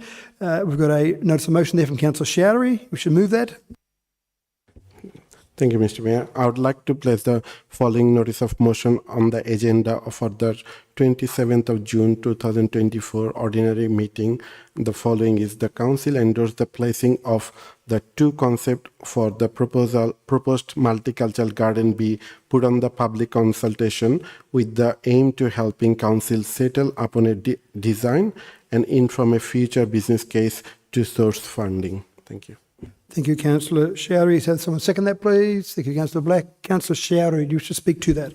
Thank you, Mr. Mayor. I firstly thank you on behalf of the multicultural community and also my multicultural advisory committee. Thanks all the staff, council staff, and my fellow councillor to continuously supporting, because we already got a funding for the Wiradjuri Cultural Tourism Centre, and the same site and near to that we're gonna proposing a multicultural garden. I think in Australia it will be the fantastic showcase, will be the harmony we have within our community. I have 2 elders here and they are continuously supporting us, and also I think this cultural precinct will be the biggest showcase to not only for Dabo, also the whole nation, how the local community accepting the multicultural community here and how they're helping us to integrate it to this society. So I hope my fellow councillors will support, and also I would like to request all my community members to put some input when it goes to the public consultation, what you would like to see in that multicultural garden. So it just make it meaningful to everyone. It's not just for only one group, but one group is for everyone. Thank you. Thank you, Councillor Chowdhury. Other discussion or debate, councillors? There being none, I put that. All those in favour? Against? Declare that carried. Next item on the agenda is CCL 24/148, notice of motion in relation to Scabbing Flat Bridge. Councillor Ivey. Thank you, Mr. Mayor.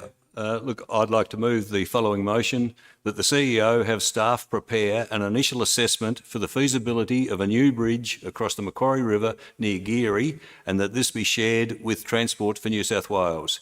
This initial assessment could include, but not necessarily limited to, 1, the current state and suitability of the existing timber bridge. 2, the ownership and responsibility for maintenance / replacement of the bridge. 3, the historical significance of the existing bridge and the preservation benefits which would flow from early replacement of that bridge.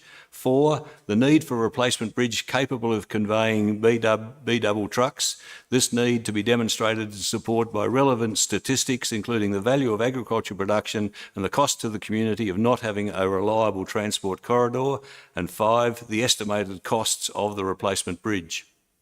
Thank you, Councillor Ivey. Have someone second that, please? Thank you, Councillor Goff. Councillor Ivey, do you wish to speak to that? Thank you, Mr Mayor. I think this motion is important.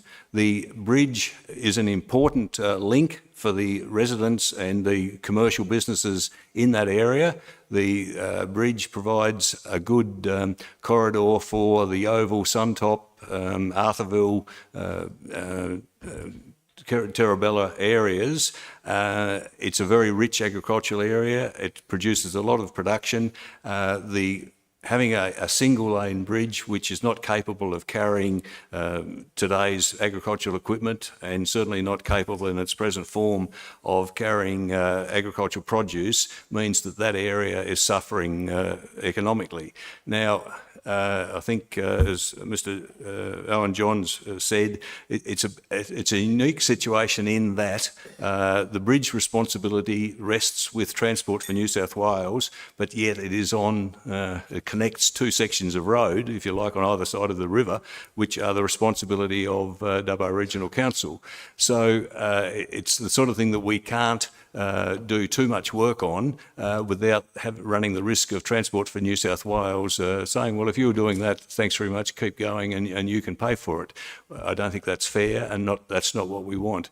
But what this council can do is, by preparing this business case and demonstrating, I presume, it may not, but I presume it will demonstrate the feasibility and the requirement of having a bridge capable of conveying the produce that, as I've outlined, then if we prepare that business case, it provides a very good basis for us to really start to put pressure on the relevant authorities to fund this important bit of infrastructure. So that's the intention of the notice of motion, to provide a base so that we as council can provide for or obtain funding to replace a very important bit of infrastructure in our region.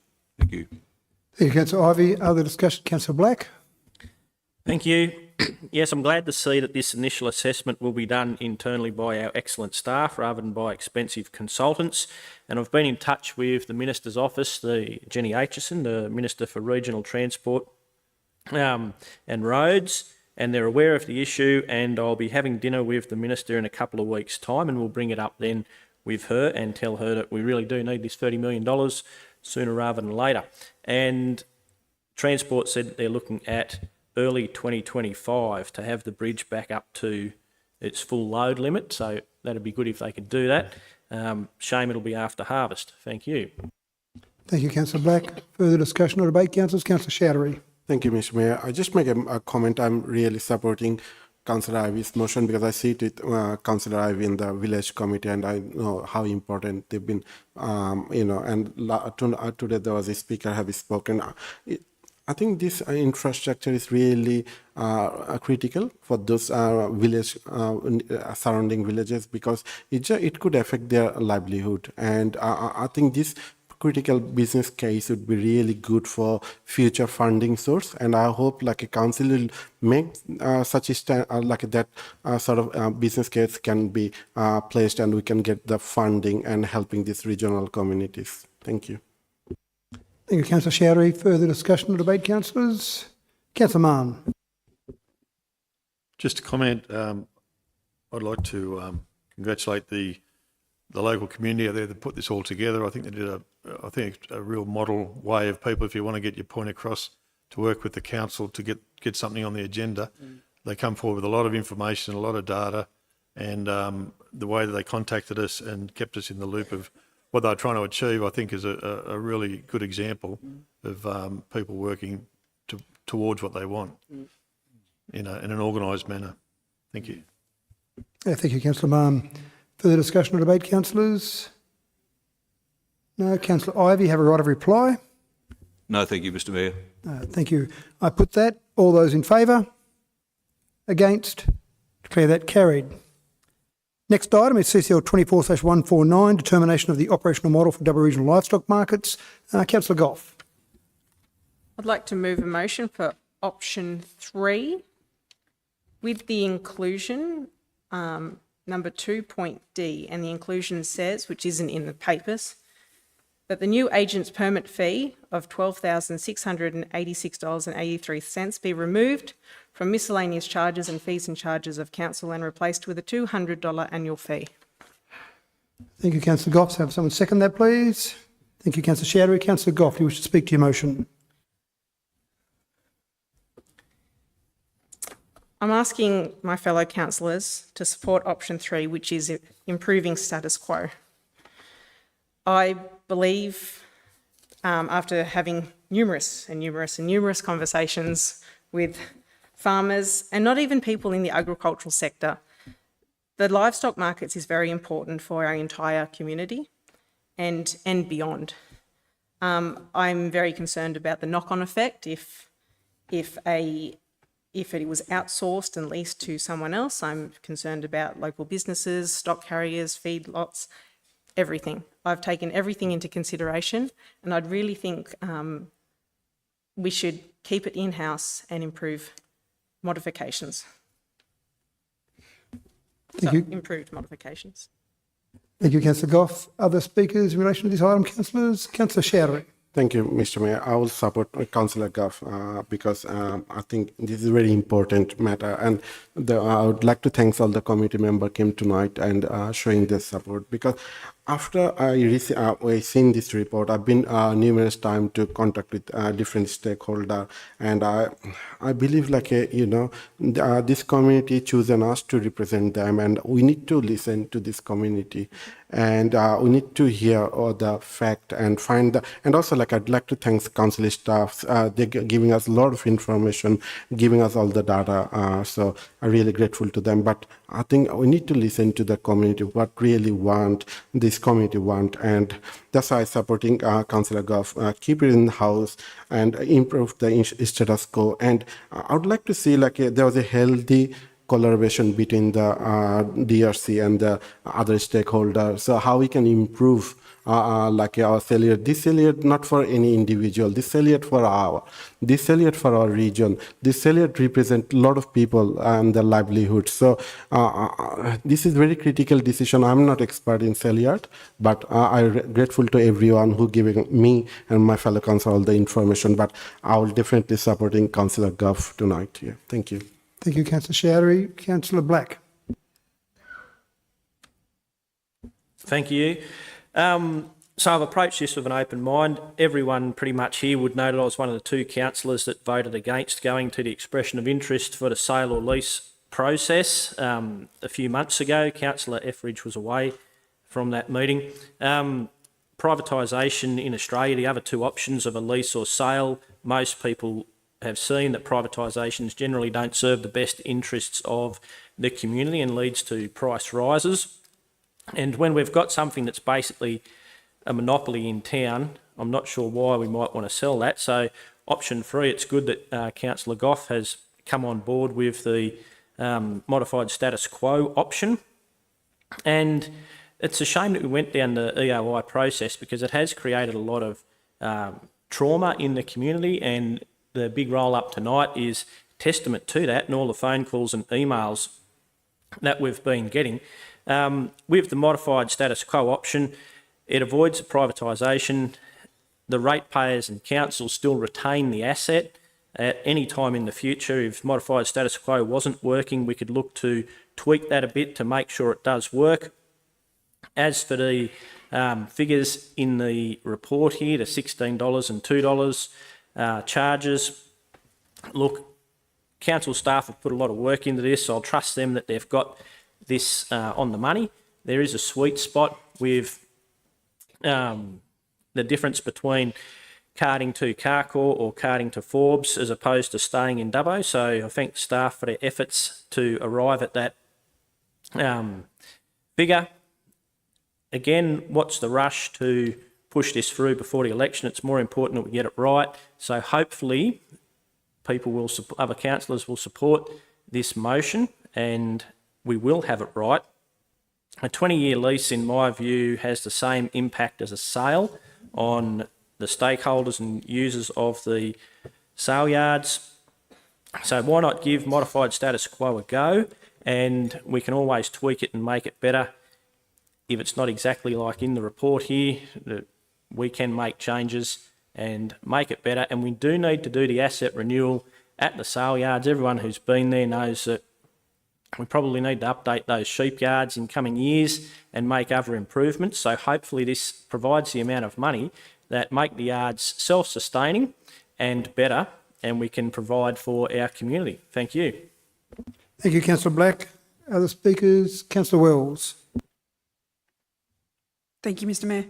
I will be happy to support Councillor Goff's additional motion or foreshadowed motion. I just wanted to, I suppose, thank the audience or the public forum coming tonight and speaking further into their interest in why. And I wanted to point out that I heard a couple of really interesting things. One about the online process, which I thought was it's a great opportunity to look at that. And also not only Councillor Chowdhury, but the speakers talked about better collaboration with council and the DSSA. So I think these are all really a great ways forward, and happy to support. Thank you. Thank you, Councillor Wells. Other speakers? Sorry, Councillor Mann just got in front of Councillor Burns. Councillor Mann first, then Councillor Burns. I won't repeat everything that's been said already. I'm going to support option 3, but I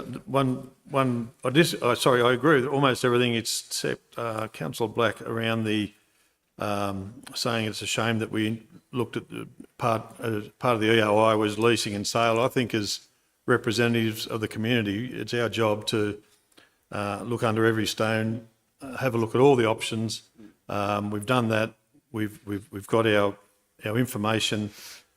We know the value of perceived value of the yards, and we can come back and we can say, right, we've done the job. We've looked at everything we needed to do.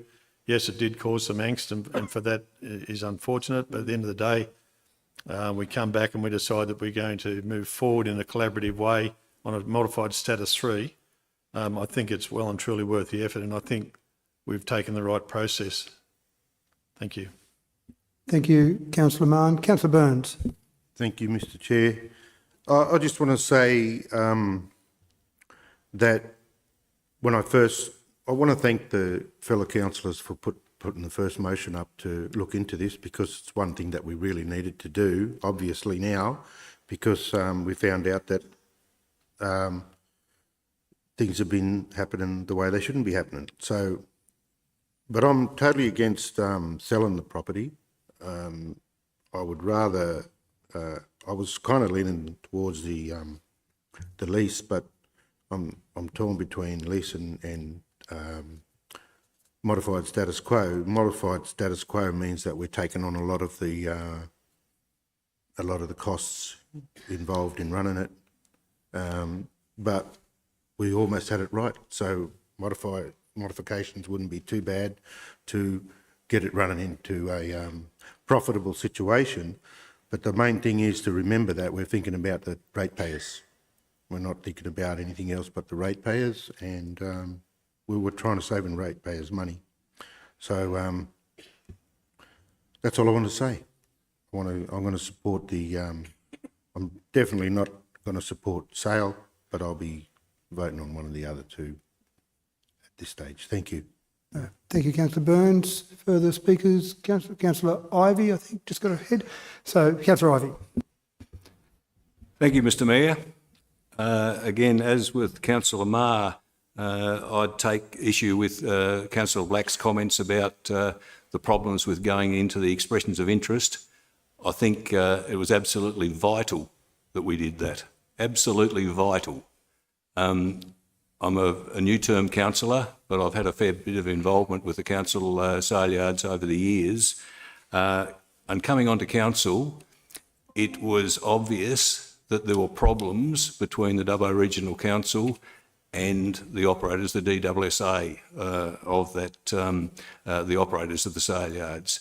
I've seen correspondence where there's open criticism of the Dubbo Regional Council's operation sent by a lawyer and sent by the representative of the operating entity. So there were obviously problems there, have been for a number of years. There were legal aspects. We've got very good legal advice that says the model under which we are operating at present is not, it's illegal. It's not fit for purpose, and it needs to be looked at and changed. In doing an in-depth analysis of the operation of the sale yards as it's been over the previous years, I find that the operation of the sale yards has been costing the council money. It has been costing the council money. And when we say the council, we mean the residents of the Dubbo Regional Council. Why should Mr and Mrs Smith, who live in George Street in Dubbo, subsidise the operation of the Dubbo Regional Council sale yards? Certainly the going to expression of interest has stimulated a lot of feedback. I can say that obviously I've been approached by a number of people opposing what the expression of interest intended to do, to look at those three options. I can tell you I've also been approached by a number of very influential people within the industry who've said to me, good on you, good on you. That whole setup needs to be looked at and it needs to change. What is happening at present is not how it could be or how it should be to give the maximum benefits to the region. So with that background, why would we not undertake a detailed review of the operation of the sale yards? And that has to, or it had to, include all three options. Continue as it is now, lease it out, or sell it. That had to be, if we were, as councillors, are doing our due diligence, we had to look at those three options. And to receive the criticism we've received by doing our jobs, I find very, very upsetting, because I can tell you, I'm here for one reason, and I'm here to try to get the best deal for the residents of the Dubbo Regional Council area, the LGA.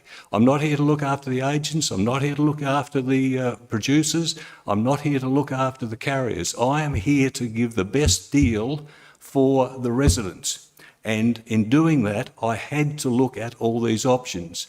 Now, I agree, I was always opposed to sale. I think the 100 acres of land that is the Dubbo Regional sale yards, strategically it's too valuable. Don't worry about the economic thing. I think strategically we'd be crazy to sell it. But, you know, if one of the expressions of interest had come in and said, look, we'll give you $100 million for it, gee, we would have had to have a look at that. We didn't get an offer of $100 million, but we were... Sorry, Councillor Ivey, I just remind you to be very careful we don't mention anything out of the confidential report. I know you haven't, you're just getting close there. So, yeah, sorry. Thank you. That was very much a hypothetical figure. So the review process was necessary, and it's produced a whole lot of very interesting information. I think, again, look, I would lean in favour of leasing. You say, why would I leave in favour of leasing? Because I can tell you, running sale yards in this day and age is a very complex business. It requires a lot of skill. Our staff does a fantastic job, no doubt about them. But they are not experts in running sale yards. You know, it is a specialised industry. And I would love to see a very specialised operator put their hand up and say, look, I want to lease this, because I think I can do much, much better than what's been done in the past. And I think that may well be possible. There are players out there which may well be able to do a better job than what we're doing. Not only at present, but this industry in the next 10 years will not look like it looks now. There'll be enormous changes in livestock marketing. It's happened a bit in the last 10 years, the last 20 years. I believe that that's nothing to what is going to happen in the next 10 years. And I don't know whether Dubbo Regional Council is really in the best placed position to capitalise on some of those changes. So that was why initially I'd be leaning in favour of leasing, on the basis that if it would only be leased though if it provided a very good return to the council. If it doesn't provide that return, then we would default back into the modified status quo. I just saw that the leasing option as a very good option, because the fallback position, if it wasn't acceptable, if it didn't have demonstrable benefits, then we could revert back to the modified status quo.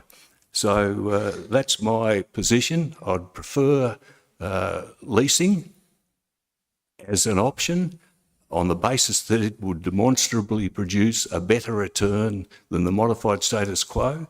But if that motion, if I don't get up with that leasing option, then I will again work very hard and to make the modified status quo work to the advantage of our residents.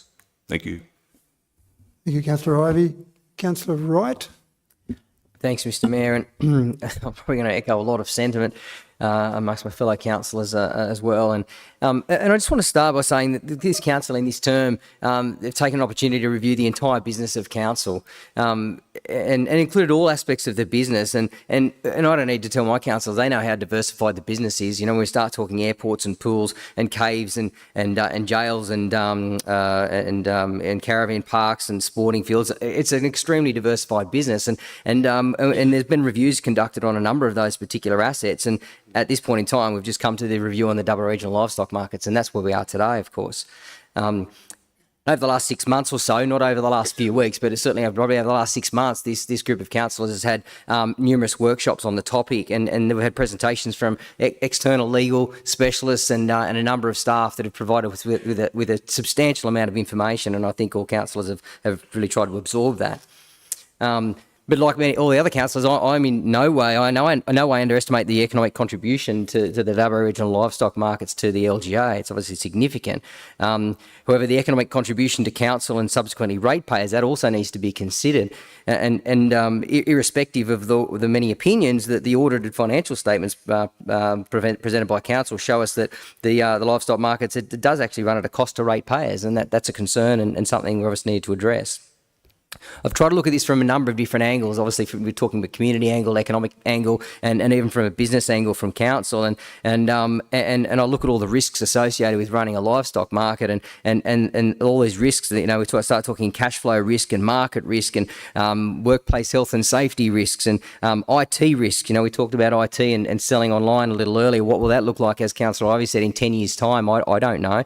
You know, is the trend of selling live animals at the market going to continue to sort of, is it plateaued? Is it going to decrease? We don't know. That's a risk. Depreciation risk. Obviously, we've got big assets out there, and again, irrespective of conversation, there's a way that council does need to depreciate assets, and it's presented in audited reports. With all that considered, I'm probably on a similar line to Councillor Ivey. You know, if I'm looking to remove those risks, get a guaranteed cash flow and return to council and subsequently to ratepayers to get some concern going, or some certainty going forward, that lease option seems to be the one that stands out for me. Probably like a lot of the other councillors, I too have probably considered selling the livestock markets to be the furthest from the preferred option. I know it's been said, and I probably, again, I disagree as well with Councillor Black's comment there with respect to the EOI.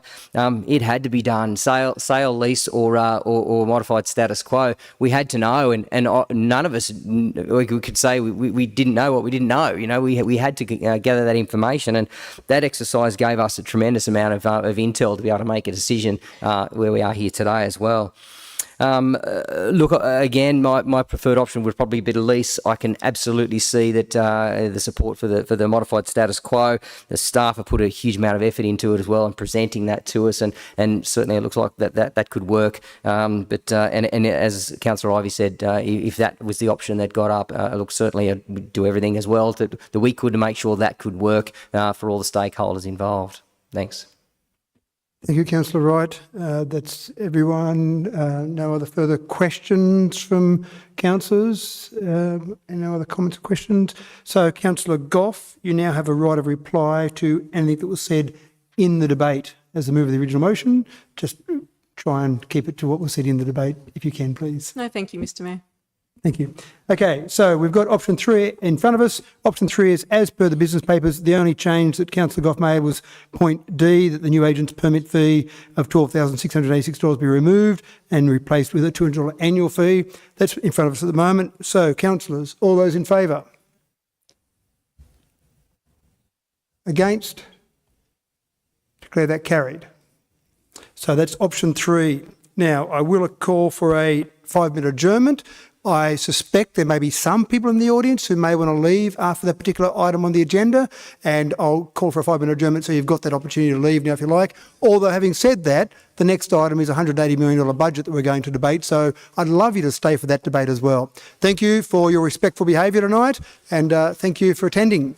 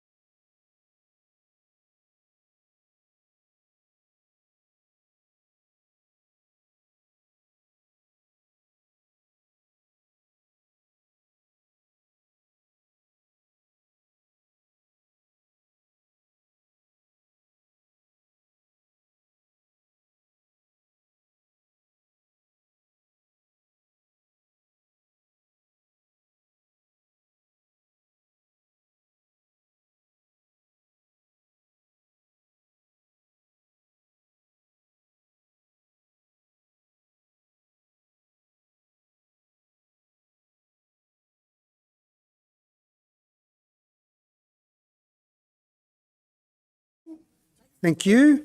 Thank you for the people who remained in the audience here to watch the next items on the agenda.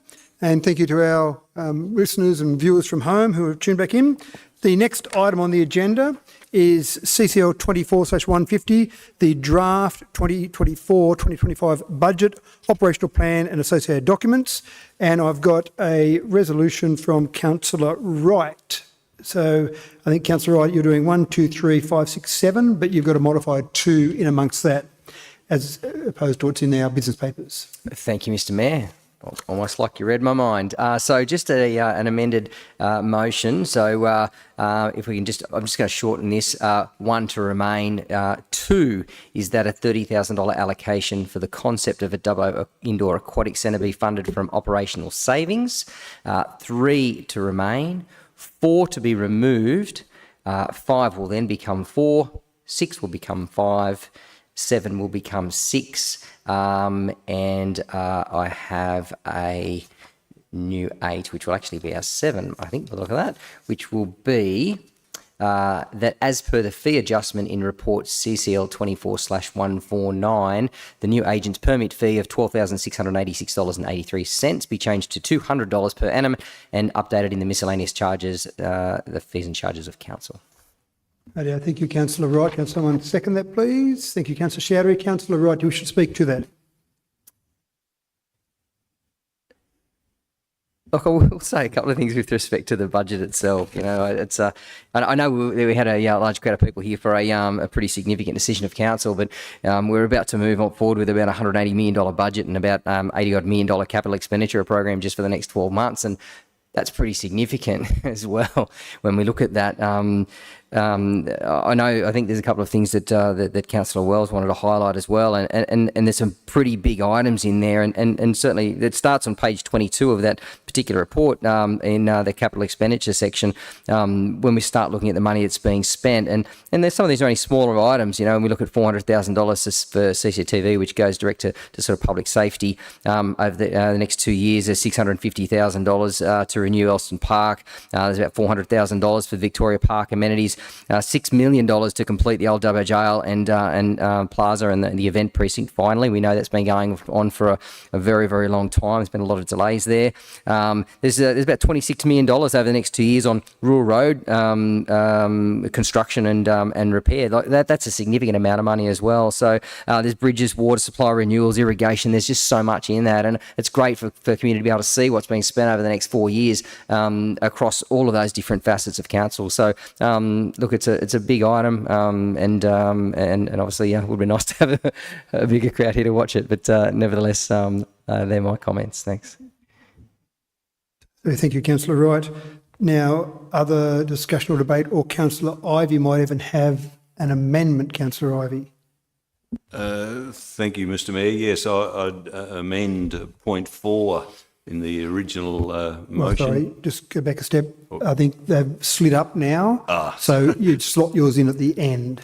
Right, okay, so 4 is, you're right, so 4 has been taken out, and so I have a new point, which a new number, which can be inserted in that motion, and that is in relation to the Cameron Park toilets.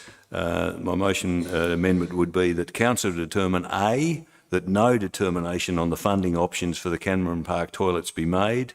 B, that a further report be brought to a future meeting of council, which includes the following. Point number 1, detailed drawings and detailed costings for alternative configurations to increase the number of toilets. And 2, alternative funding models for the Cameron Park toilets, including the voluntary planning agreement for the Oongala wind farm, which is presently owned by Squadron Energy. So that would be the amended motion to include those items. So, Councillor Ivey, I can do something a bit tricky here, if you wish. If Councillor Wright and Councillor Chowdhury are happy with those to be added in, then they can form part of the original motion. But you can have it as an amendment, so it can be debated separately if you wish. I just thought it's a bit cleaner. If Councillor Wright and Councillor Sherry are happy to have that added in, then we can do that if you wish. I think it would be better. That's preferable. Certainly, if Councillor Wright and Councillor Sherry are happy with that. Certainly, thank you. Okay, so essentially, Councillor Wright, what you've moved is exactly what you moved before, with Councillor Ivy's number 8 in there. So that's the whole amount there. With all of that included, now that's what we'll debate overall. So discussion or debate on all of that, including the point that Councillor Ivy made, and you can, if you want, you can start off because you've moved that part, but you don't have to. So discussion or debate on the entire motion. Well, I'm happy to kick off the debate, and I will just refer to that item which I've included in relation to the Cameron Park toilets. These have been discussed before. There's certainly a very good community consensus that the existing infrastructure there in Cameron Park in relation to toilets is inadequate.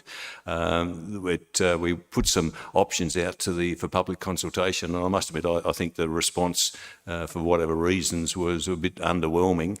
So I don't know that we really learnt too much from that public consultation process. That this motion then enables us to go back to that to come up with some specific drawings and specifications that would increase that toilet facility, if you like, in Cameron Park.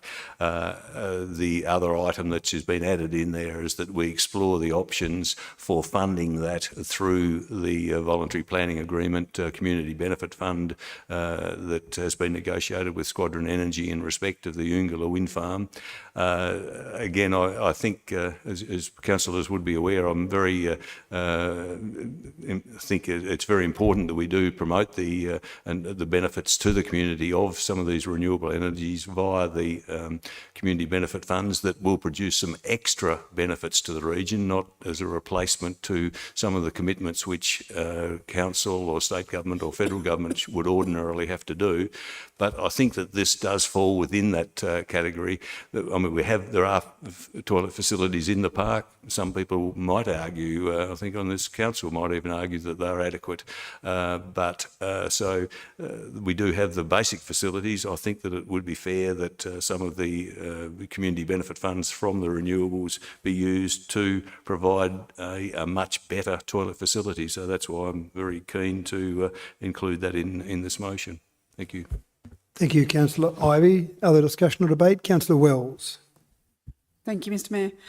While we're on the discussion of loos, I wanted to talk about the previous discussions we've had at council for the budget for the Dubbo Cemetery toilet facilities. That is actually in year 2 at the moment for year 2 and year 3. And that's great to see that it's in there. I really would like to understand how we could get it into the next budget rather than waiting till year 2. I understand that construction might not occur.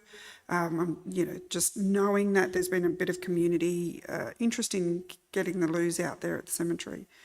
So just planting that seed, please. So, Councillor Wells, if you felt strongly about that, you could move an amendment to move that money forward. Might mean some juggling around or might mean some money out of savings, but yes, if you felt strongly that could be an amendment you could move. Thank you, Mr Mayor. I'd actually like to move that amendment, please. Okay, what we might do, if we might just get Ms Wade just to do up some words or continue on the debate while Ms Wade gets you some words, so we've got something there that makes sense. And if it gets desperate, we can call a 5-minute adjournment for you to get those words right, but I'll just see if Ms Wade can work with Mr Arms to get some words for you and then give it to you. If that's okay, then we can move that. So keep that thought there and then continue on the debate around the rest of the motion at the moment, councillors. So further discussion or debate, councillors, on the rest of the items there. Councillor Showery. Thank you, Mr. Mayor. Just echoing with Councillor Wright, I'd love to see many people stay here for this big budget we are delivering for this financial year. And anyway, they left, but some people here. Yeah, there's some people here showing us support. Anyway, the budget is really crucial, and I think I would really like to thank you, the people putting their comments and suggestions during the public consultation. And I would like to highlight one thing, to my fellow councillor to supporting that $30,000 from saving from the operational budget for the concept of the indoor pool, because I know there was a lot of cry for them from the community to see an indoor pool, and something is coming up in light, and I'm glad to see it's happening now.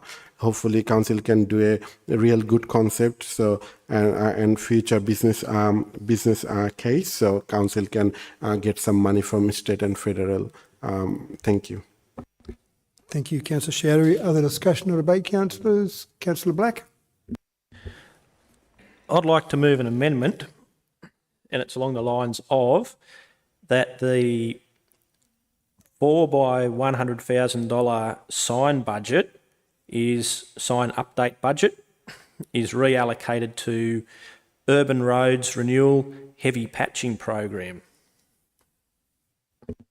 Thank you, Councillor Black. Just get a seconder for that, please. Councillor Burns. Councillor Black, you wish to speak to your amendment. Thank you, Councillor Burns. Yes, I think that it'd be better value for ratepayers' money to actually put it to a better use than updating some signs that say are outdated because they say Dubbo City Council or Wellington Shire Council. I think that people would much rather see that money invested back into fixing up desperately needed bits of roadwork there. And this would be a 20% increase in the Urban Road Renewal Heavy Patching Program, which is just under $500,000. So if we put another $100,000 into that, that'd be a real fillip to that line item there. And I just feel that we should be doing something that people actually can experience every day, better roads, not smashing their cars up, keeping the roads in a better shape, than changing a sign that simply says Dubbo City Council on it and is otherwise in good condition. Thank you. Thank you, Councillor Black. Discussion or debate on the amendment only, councillors? Councillor Ivey. I'll vote against the amendment. I know we've had this discussion before, but look, we are a professional organisation dealing with a $180 million budget. It's not just a little backyard operation. Let's be a bit professional. Let's show that the public, the visitors, the people that come into our area, that this is a region that can be that we can be proud of, that outwardly presents well and doesn't show that it's quite happy to leave 10-year-old signs in position that are outdated or are incorrect or ill-informed. We voted on it before, we've allocated some money, we've got a progressive program. It's not that we're going out to do them all in one hit, we're doing it progressively. Let's just keep with that and let's get this region, at least the appearance, improved, that it's up to date and not living in the past. Thank you, Councillor Ivey. Other discussion or debate? Councillor Shoutery. Thank you, Mr. Mayor. I will definitely vote against this motion bring by Councillor Black, because I don't think like 100,000 enough for that heavy patching on the road, and we already allocate some money, and I hope like a council will work hard to get more grant from the federal and state government to share, keep improving our road, but 100,000 is nothing, and I'm not sure why we're gonna take a decision put our old sign, keep our old sign still there. So I'll definitely vote against that alternative motion. Thank you. Thank you. That's an amendment, Councillor Shoutery, but thank you, Sorry, Councillor Shoutery. amendment, Other discussion or debate, councillors? This is just on the amendment. No. Councillor Wright, you have a right of reply to everything that was said for the amendment, including Councillor Black, Councillor Ivey and Councillor Shoutery in relation to the signs only, and only what they said to reply to any of those. So I'll have you repeat that again, sorry, Mr. Mayor, to all of it, including the signs, the toilet, and... No. So this is just the amendment? Just the amendment. So you've got a right of reply to everything that was said in the debate on the amendment. So you've got a right of reply to what Councillor Black said, to what Councillor Ivey said, what Councillor Shoutery said. You've got to limit your comments to respond to anything that those three councillors said on the amendment only, the sign amendment only. No comment for me, thank you. Went through all that. Okay, councillor, so the amendment is before us. Do you want to just read it out again for us, councillor Black, please? Yes, it says that the 4 years by $100,000 sign update budget is reallocated to the Urban Roads Renewal Heavy Patching Program. Thank you, councillor. So that's the amendment only we're voting on. So all those in favour of the amendment? Sorry, before we do that, councillor Chowdhury, you had a question. You can't debate. No, just a clear question because Councillor Ivy and I have that amendment here. So are we dealing with 3 or just only 1? So at this stage, we're only dealing with the amendment for the signs. That's it. Nothing else on any of the other points. It's just the amendment that councillor Black read out to us. So I'll go back and say all those in favour of the amendment. All right, against? Declare that lost. Thank you, councillors. So now we're back to dealing with the original motion. Now remember, councillor Chowdhury, they weren't amendments. What councillor Ivy had is now part of the overall motion, so we have no amendments there. If, for example, councillor Wells wanted to bring her amendment forward now, she could, because we're not dealing with any amendments. Not putting words in your mouth, councillor Wells, but you could do that now if you wished. Thank you, Mr Mayor. Yes, I do have the amendment reworded, and also, so I'm going to read the amendment, then I have a comment. Is that okay? Yes, you have amendment. I'll get someone to second it, and then you can speak to the amendment. Okay, so my amendment for CCL 24/150 is that the funding allocated for the provision of the toilet facilities at the new Dubbo and Wellington lawn cemeteries be brought from years 2 and 3 to years 1 and 2 respectively. Thank you, councillor Wells. Can I have someone second that, please? Thank you, councillor Goff. Councillor Wells, this is speaking to the amendment now. Thank you. So the reason I think that it's really important to bring it forward is that I've had lots of conversations around the need for the toilets at the cemeteries. I think it's really important that we listen to our community, as we've done tonight. In the budget, there's also $400,000 set aside for Victoria Park amenities. Is there any way that we can adjust some of that $400K to go towards this? Since I'm just providing an option. I'm not a financial advisor. I just know there's $400,000 there for Victoria Park amenities.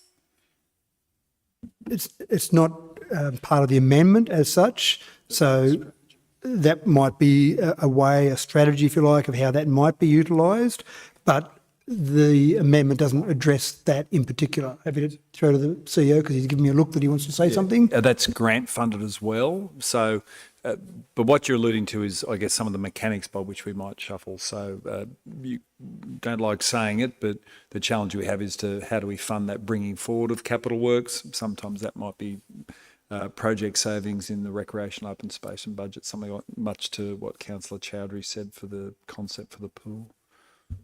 So you brought it forward and we'll let our staff work out the other technicalities of that. But and just to reiterate there, what the CEO said is because the facilities there are grant funded, they're for a specific project, so you can't then just take them and knock them across to somewhere else. Thank you, Mr Mayor. I wasn't suggesting they do it. I just proposed it as an opportunity to look at. Thank you. But, so thank you. So you've spoken to the amendment. Other speakers about the amendment? Councillor Chowdhury. Thank you, Mr. Mayor. I really appreciate Councillor Wells bring that forward because I have spoken many times with Councillor Wells, and then I reach out to community, and community really loved that idea, and they're really looking forward to see this toilet happen, like a building soon rather than late, because you never know. People go there for a few hours, and if they need an emergency, where they're gonna go? So I completely support Councillor Wells' alternate motion, and thank you. Thank you, Councillor Chowdhury. Any other? Councillor Black? Thank you. Yes, well done, Councillor Wells. It is greatly needed, and all of the people who work out there with the funeral homes will tell you how desperately needed a toilet is. One funding strategy might be the sign budget could be allocated to the toilets. Thank you. Thank you, Councillor Black. Any other comments or debate, councillors? No, councillors. Okay, Councillor Wright, you have a right of reply to everything that was said on the amendment in relation to the toilets that was said by anyone else. Thanks, Mr. Mayor. Actually, I might ask a question, actually, and it was in relation to a comment that Councillor Wells did make with respect to, and I hope I can ask it here, those Victoria Park amenities, which indicated... Sorry, you can't ask a question now because you've only got a right of reply. We finished the debate and I've given you a right of reply to anything that was said in the debate. No comment then, Mr. Mayor. Thank you, Councillor Wright. Okay, so we have the amendment before us. I could have easily made a comment and expressed how expensive that Victoria Park amenities seem to be. Well, I'm glad you didn't, Councillor Wright. Okay, we have an amendment before us, councillors, in relation to the toilets from Councillor Wells. So, and actually, I'll just get you to read that again, Councillor Wells, just as I did with Councillor Black, to make sure everyone's clear on that. Thank you, Mr. Mayor.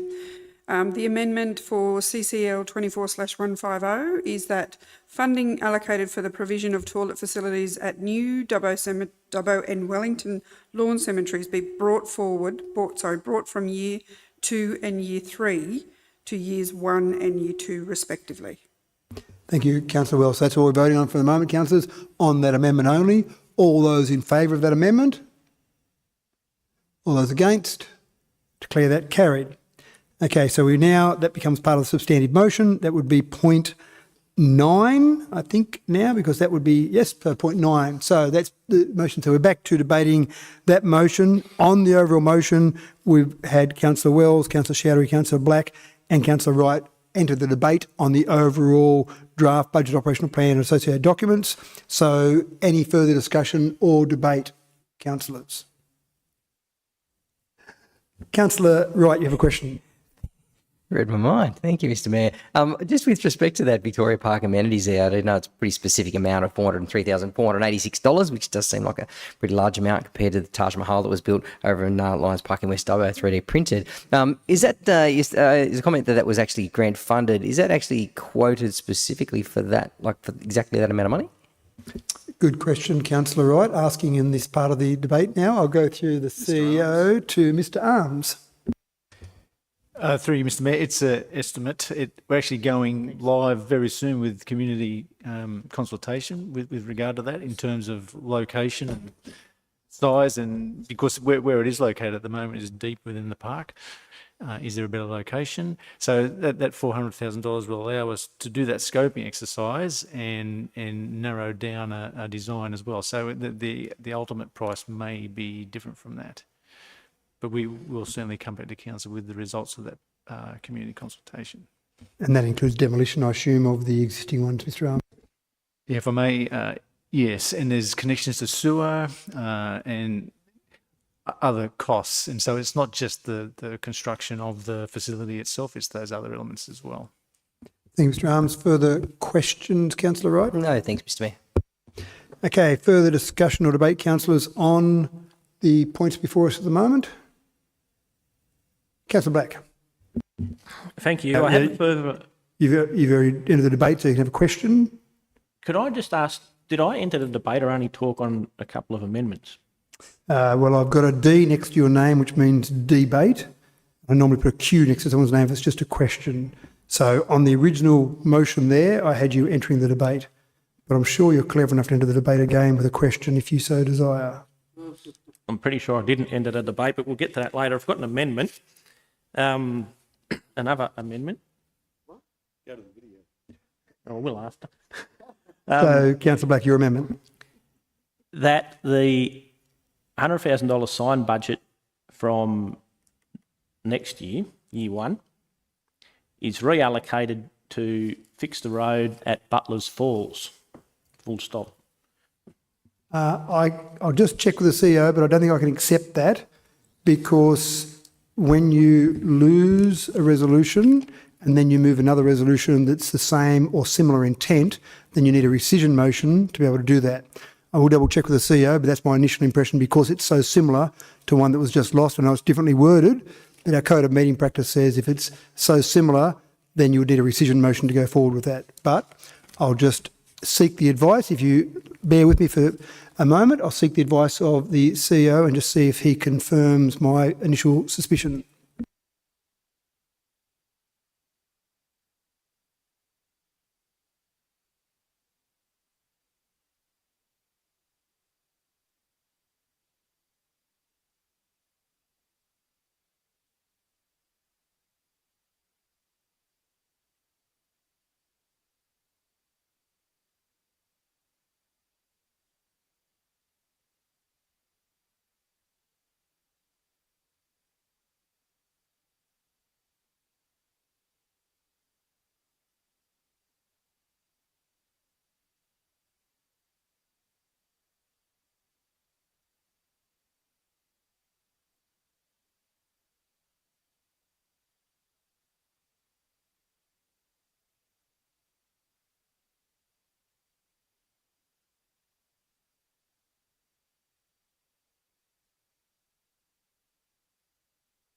So, Councillor Black, if you refer to section 17.5 in our Code of Meeting Practice, it doesn't matter if you haven't got it there, I'll read it out. That reflects section 372-3 of the Act, and the exact wording of it from a Code of Meeting Practice is, if a motion has been lost, a motion having the same effect must not be considered unless notice of it has been duly given in accordance with clause 3.9, which I think relates to rescission.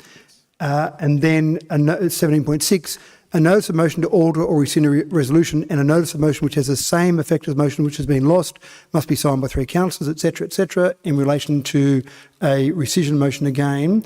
And then 17.7, I think, is the more relevant one. If a motion to alter or rescind a resolution has been lost, or if a motion which has the same effect as a previously lost motion is lost, no similar motion may be brought forward within 3 months of the meeting at which it was lost. This clause may not be evaded by substituting a motion differently worded, but in principle the same. And again, you can get around that by a rescission motion, but what I would rule in this case is that the $4 by $100,000 remove of the signed budget to go towards roads and then taking away again the $100,000 budget for the same is in 17.7, I would say would be in contravention of that part. Obviously, so that's my official ruling. You can ask for a motion of dissent if you so desire, and if you don't agree with that, and then councillors can vote on that motion of dissent if you so desire. No, I won't vote on motion of dissent or whatever, that's all right, but yeah, no, I won't. I would on the whether I entered debate or not, but not on that one. Oh, yeah, so no other amendments? You don't have to move them now, but I know you're going to move an amendment on that one. Nothing else for the moment then? Okay, thank you. Further discussion or debate, councillors, in relation to, again, the 9 items that we have in front of us at the moment? No further discussion or debate. I now, going once, going twice, I now go back to Councillor Wright as the original rule of the motion, a right of reply, this is going to be good for you, a right of reply to everything that was said in the debate about this. So that was what I've got is what was said by Councillor Wells, Chowdhury and Black in the discussion and debate about this particular resolution. I was actually going to, I wasn't sure how I'd put this up, but just a point of order. I was just trying to think when Councillor Black did enter that debate. Whether he actually didn't. Right? No further comment then, Mr. Mayor. No. Thank you, Councillor Wright. Okay, we have before us now the original motion with the change number 2, the moving up of other items. Number 4 becomes our new number 8 and number 9 becomes the toilets. So all those in favour of that? All those against? Declare that carried. Well done, councillors. We got through there. Next item, CCL 24/151, making of rates and charges. Councillor Goff.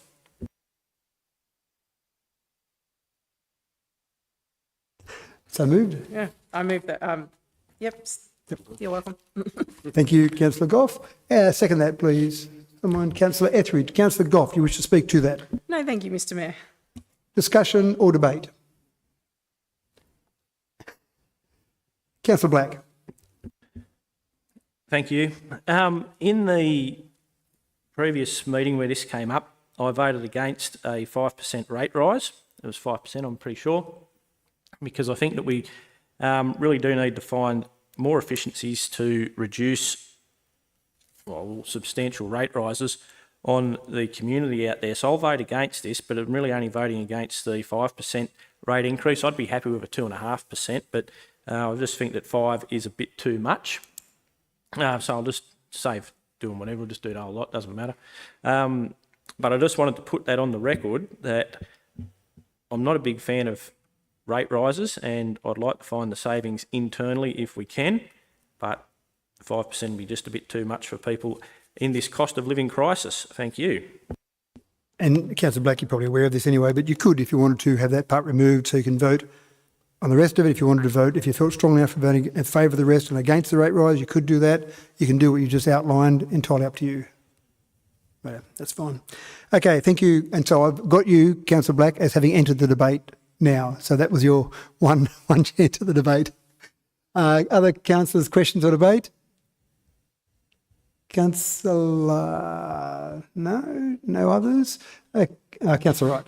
Thanks, Mr. Mayor. Look, I will make a comment that, as Councillor Black said, that things are pretty tight for ratepayers and other members of the LGA, whether they're ratepayers or not. But and certainly there's possibly an argument for increasing rates well above 5% because the cost to run council has been well above 5%, or the increase in cost to run the council has been well and truly more than 5% over the last 12 months, as everyone's well aware with CPI increases and different things. So I think council's taken a bit of a hit on this by increasing just by that 5%. We've seen a number of councils apply for special rate variations, and I think the fact that this council hasn't, and with a good example, we talked about the regional livestock markets as a massive sort of service review there to find some savings there is proof that we are having a bit of a crack at that. So I think hopefully the next council can continue that on and continue to try and find those savings. So I'm pretty comfortable with the 5% increase. I think it's still a bit below CPI, but I think it's fair on both sides.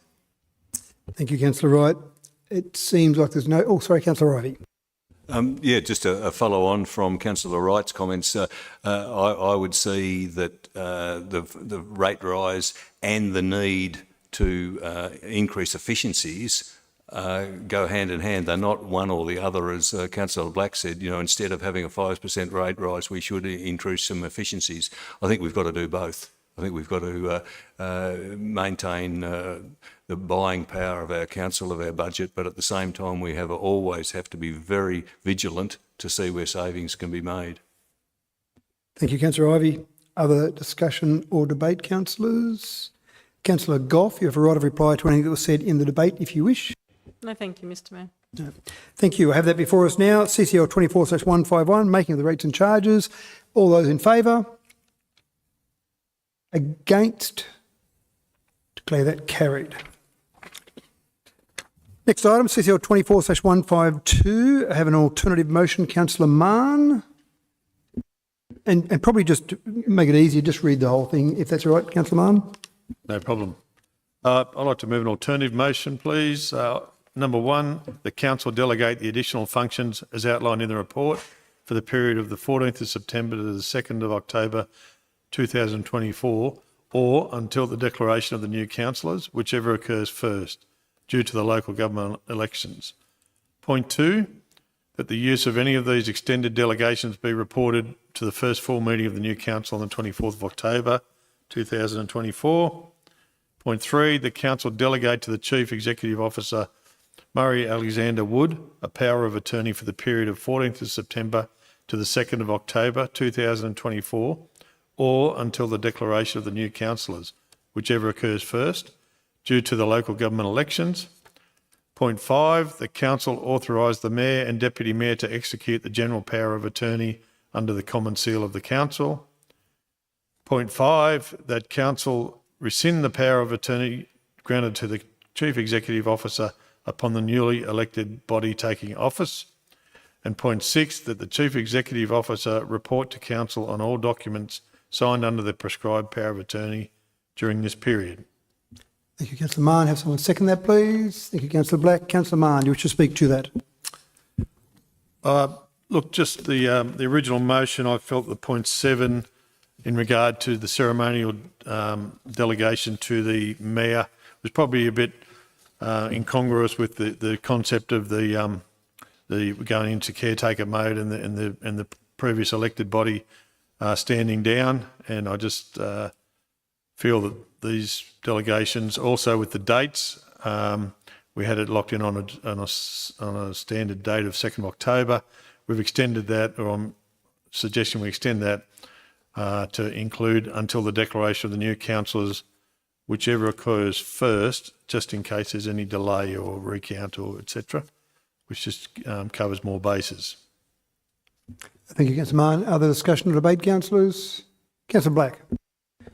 I thank Councillor Mann for bringing this alternative motion, and for those who read their papers along at home or in the public gallery here, they'd see that point 7 was removed, and I think that's a good thing for democracy. And I noted in the Lithgow Council papers of earlier this week, they actually had a point in there. They just had the delegations to the General Manager, not to the former Mayor, and their paper says the OLG, Office of Local Government, recommends that councils consider delegating blah, blah, blah. Let's go down to this one. The OLG suggests that councils should refrain from making any delegations to the outgoing mayor for the interim period. So that was interesting that I thought in their papers, and this is what Councillor Mann has brought to this meeting with the removal of point 7 and with the alternative motion, because it's pretty undemocratic if we had have left someone there, and I think this is a good outcome, and I'll be happy to support this motion with the removal of point 7. Thank you. Thank you, Councillor Black. Other discussion or debate, councillors? Being none, Councillor Mann, you've got a right of reply to anything that Councillor Black said, if you so desire.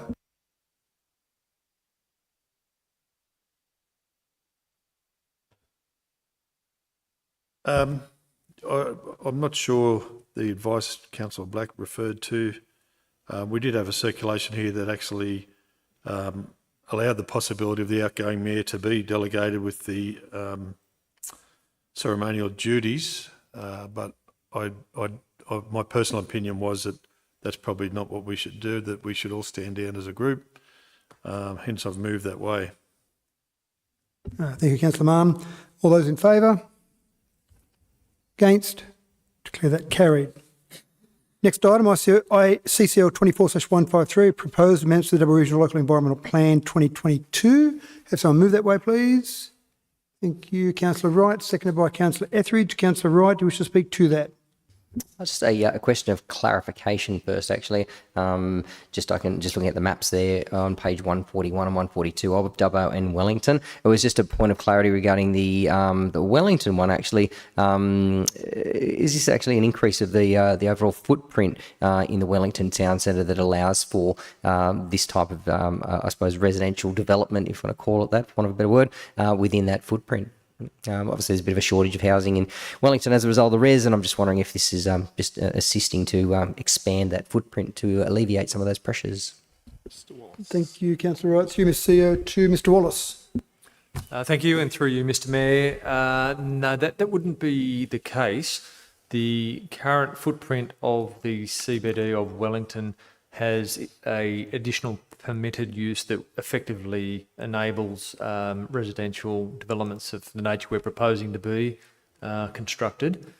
It's proposed to instead insert this allowance, this clause, across the entire LGA, so Dubbo would pick up that capacity, and we would remove the additional permitted use and just make it the same for both Dubbo and Wellington. So effectively, little change in Wellington. The capability exists and will continue, but there will be renewed capability for the Dubbo CBD.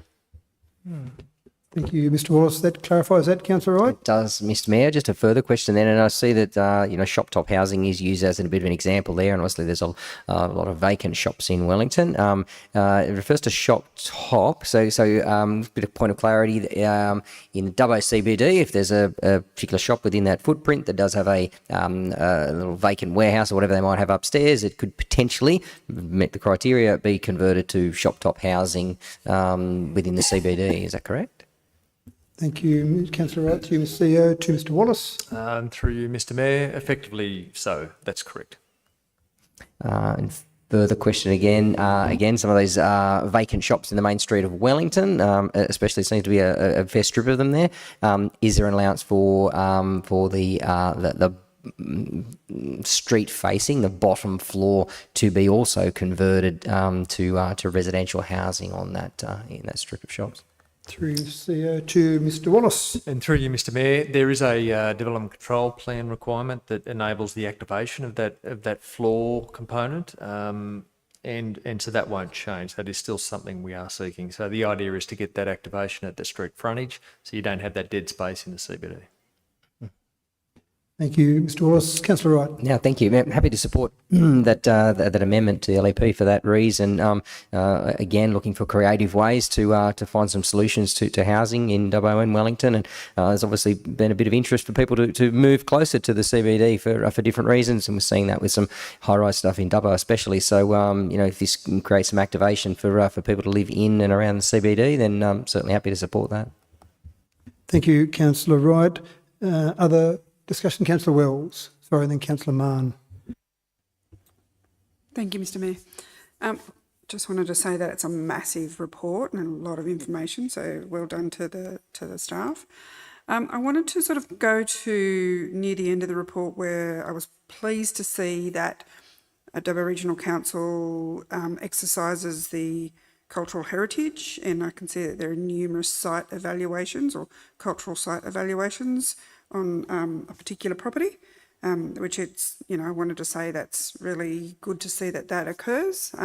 Hopefully in our procurement processes that there are opportunities for us to, spread our opportunities for, other areas that might provide cultural site surveying. I've seen that these are currently provided by Dubbo Aboriginal Lands Council, and I do understand there are a couple of other entities that could provide the same service. So just wanting to ensure that there's a fair and transparent procurement process to securing cultural site surveys on land. Thank you. Certainly, thank you, Councillor Wells. I might just get the CEO just to clarify something there for you. Yeah.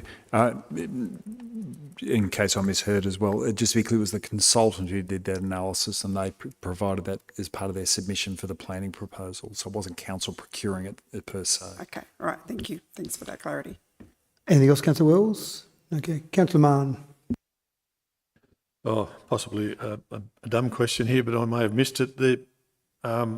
Currently in the Dubbo CBD, we've got some substantial, one in particular, substantial residential development already happening, and also others mooted. Just refresh me as to why this is any different. That permit's obviously that is obviously permitted as it is now. Thank you, Councillor Mann. To Mr. Oh, okay. Yeah, I'll have first crack, Mr. Mayor. Take over from Steve on this one. Yeah. Just to give his vocal cords a rest. They're done currently under shop top housing, so they have to have an element underneath them, whereas the new planning proposal will mean you don't have to be shop top to develop the residential. But I'll throw to Steve Wallace, who will correct me if I have that wrong. Thank you, Mr. CEO. To Mr. Wallace. Mr. Mayor, I won't exercise that right. I think effectively this is just giving every opportunity to take away any red tape or problems that might come about trying to achieve shop top housing, which is more restrictive. So in the past, there's some hurdles to jump around about certain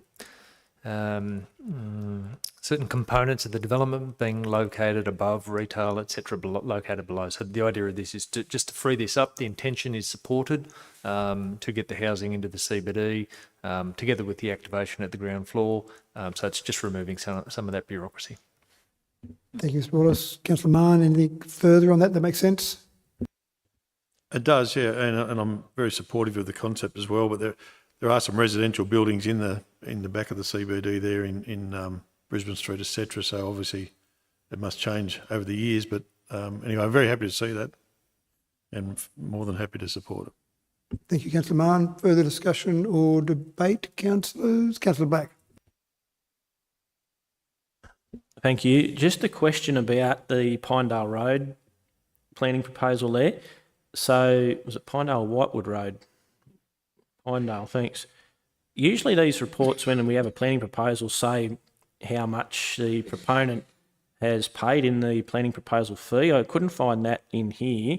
Did they pay, or I just managed to jump on the coattails of council doing one? Thanks. Thank you, Councillor Black. To you, Mr. CEO. To Mr. Wallace. And I will call on Manager of Growth Planning to answer that. Thank you, Mr. Howlett.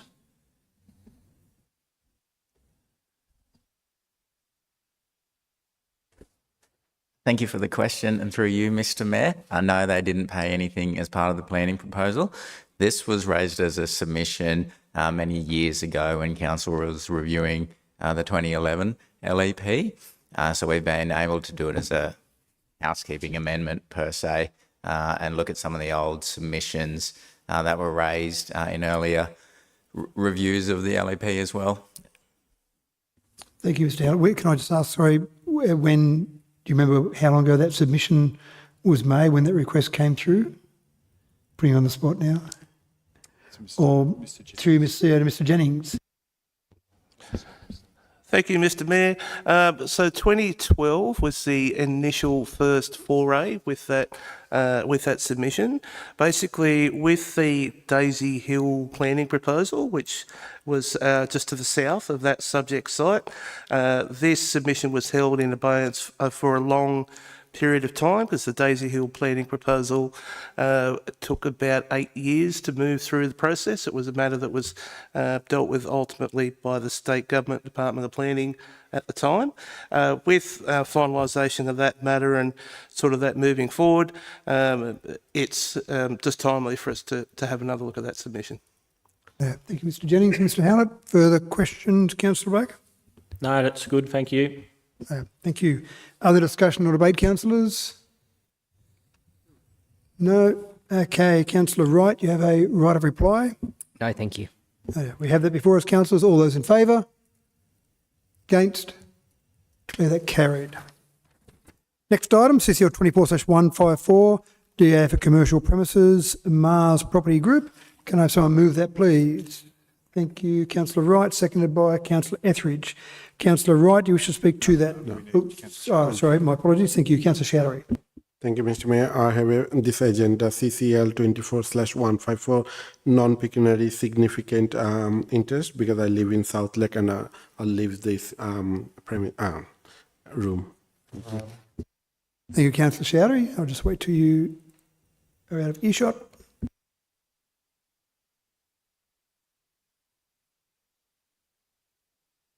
Okay, Councillor Wright, do you wish to speak to that? Thanks, Mr. Mayor. Look, happy to support a large development in a very much a thriving and growing area of the city. I must say I was probably a little bit concerned initially just with respect to the impact of such a large shopping centre facility as to what that would have on surrounding shopping centres, even then the CBD for that matter, even shopping centres in West Dubbo. But there is a really detailed report on the impact of that. It's a rather pretty deep analysis. It'll certainly be a minimal impact initially, it seems, but as that area continues to grow, that impact certainly is watered down quite significantly. So, yeah, be excited to see this one go ahead. It's been talked about in the community for a number of years now, so it'll be exciting to see a sod turn on that one. Yes, indeed. Thank you, Councillor Wright. Other questions or debate, councillors? No, there being none, I put that. All those in favour? Against? Declare that carried. Can we have someone ask Councillor Sherry to come back in, please?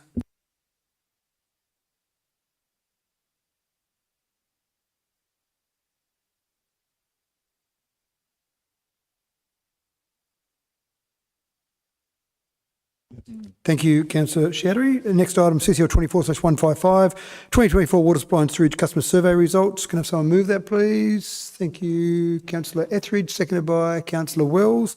Councillor Etheridge, do you wish to speak to that? No, thank you, Mr. Mayor. It's pretty straightforward. Thank you. Thank you, Councillor Etheridge. Any other discussion or debate, councillors? Councillor Wright. Thank you, Mr. Mayor. Just a question. Am I right that this report this now goes out for community to review or comment on? Is that correct? On public exhibition, yes. Sorry, Mr. Ryan. Yeah, join in. You haven't had a chance tonight. Join in. Through you, Mr. CEO, to Mr. Ryan. Through you, Mr. Mayor. Yes, that's right. This is seeking permission or for council to put this out for public consultation for a minimum of 28 days. Thank you, Mr. Ryan. Councillor Wright, further questions or debate? So this would allow our community to provide additional feedback and additional information or contribute additionally to this particular survey? Through you, Mr. CEO, to Mr. Ryan. Yes, that is the intention of the public consultation. I thought you were going to leave it at one word. I thought you were going to go through all that and just yes. Further questions or debate, Councillor Wright? Oh, just see a lot of anecdotal stories of how poor the Dubbo water is, and then this survey itself doesn't seem to indicate that as much as what some of the comments we see, especially around social media. So, if people are having issues and they disagree with the survey results, then please jump on board and provide your feedback. Thank you. Thank you, Councillor Wright. Further discussion or debate, councillors? No, there being none. Councillor Etheridge, you do have a right of reply if you wish to use it. No, thank you. Okay, councillors, all those in favour? Against? Declare that carried. Next item, CCL 24/156, question on notice from Councillor Chowdhury. Would you like to move your question on notice? Thank you, Mr. Mayor. I have moved. Do you want to read it out, just for people that are viewing here in the audience and at home? Thank you, Mr. Mayor. The question of notice was pedestrian access to the Orana Mall on Mitchell Highway and Wheelers Lane. Thank you, Councillor Chowdhury. And I'm just going to check.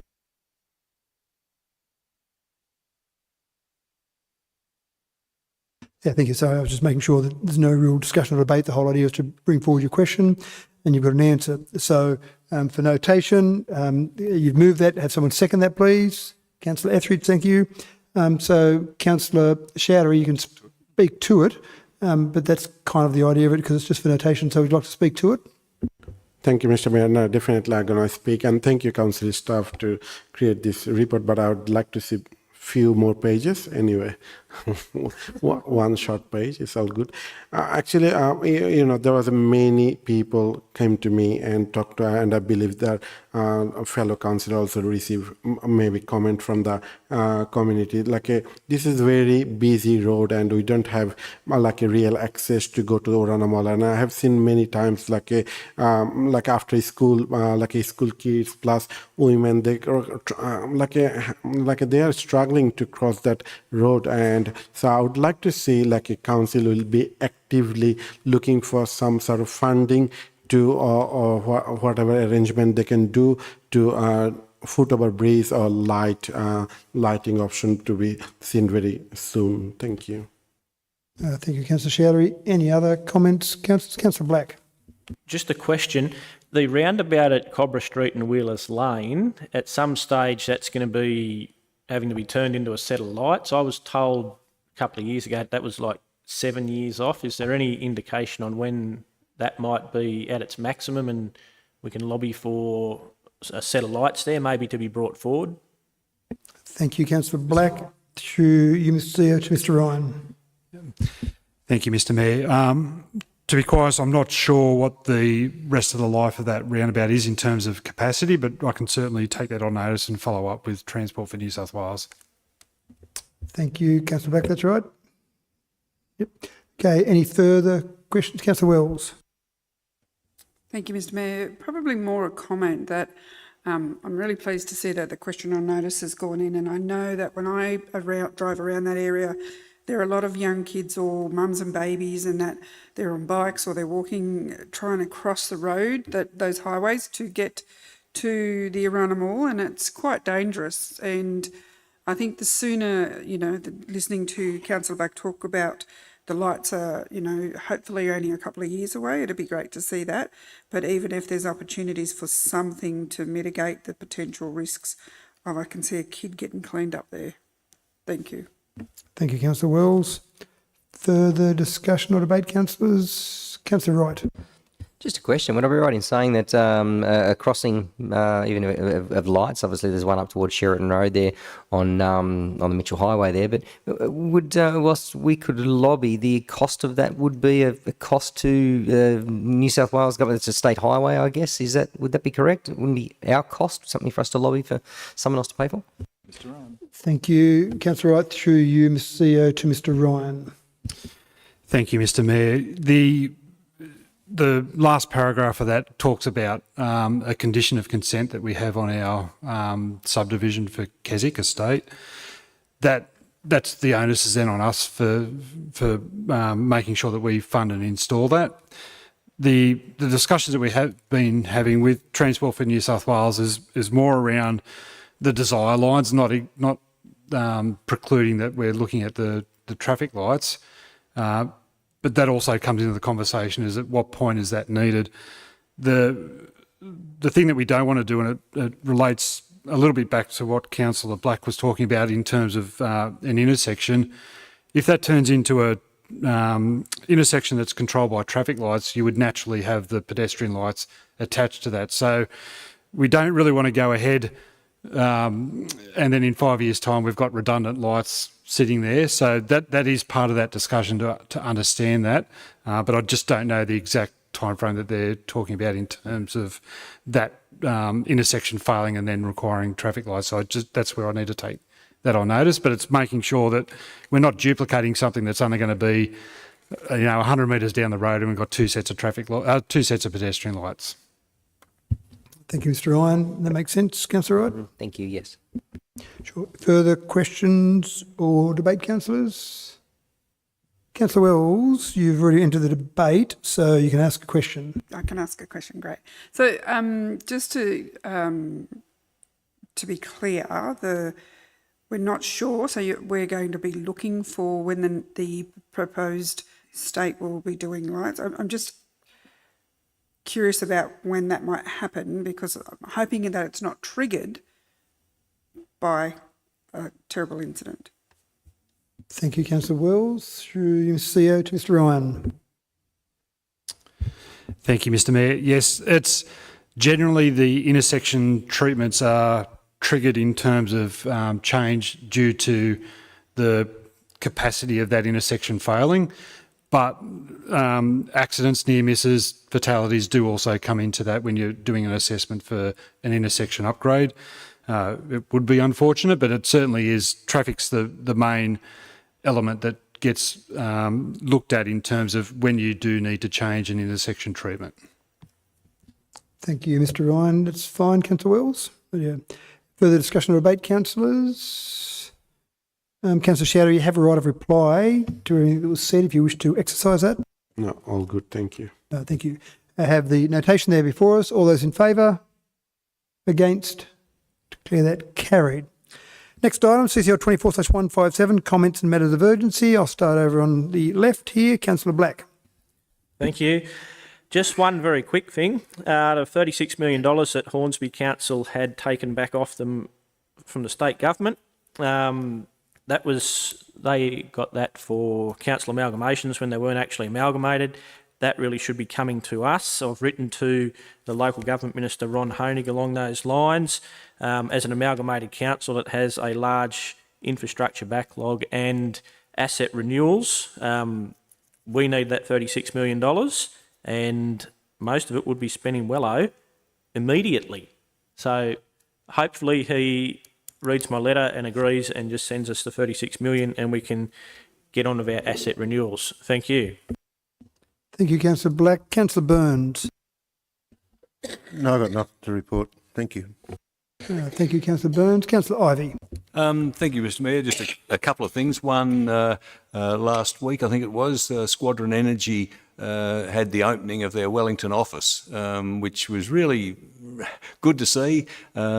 We'd certainly discussed that issue with Squadron over a number of, over years really, more than a year, saying, look, most of the projects are based in Wellington or around the Wellington area. What did you open an office for in Dubbo initially? And that seems to have been taken on board, and they've done a fantastic job converting and upgrading the office there. And I've noticed just driving past in recent days, there are always four-wheel drive vehicles out there with different markings on them. So I think the office is being well used. So congratulations to Squadron Energy for actually investing in the local community.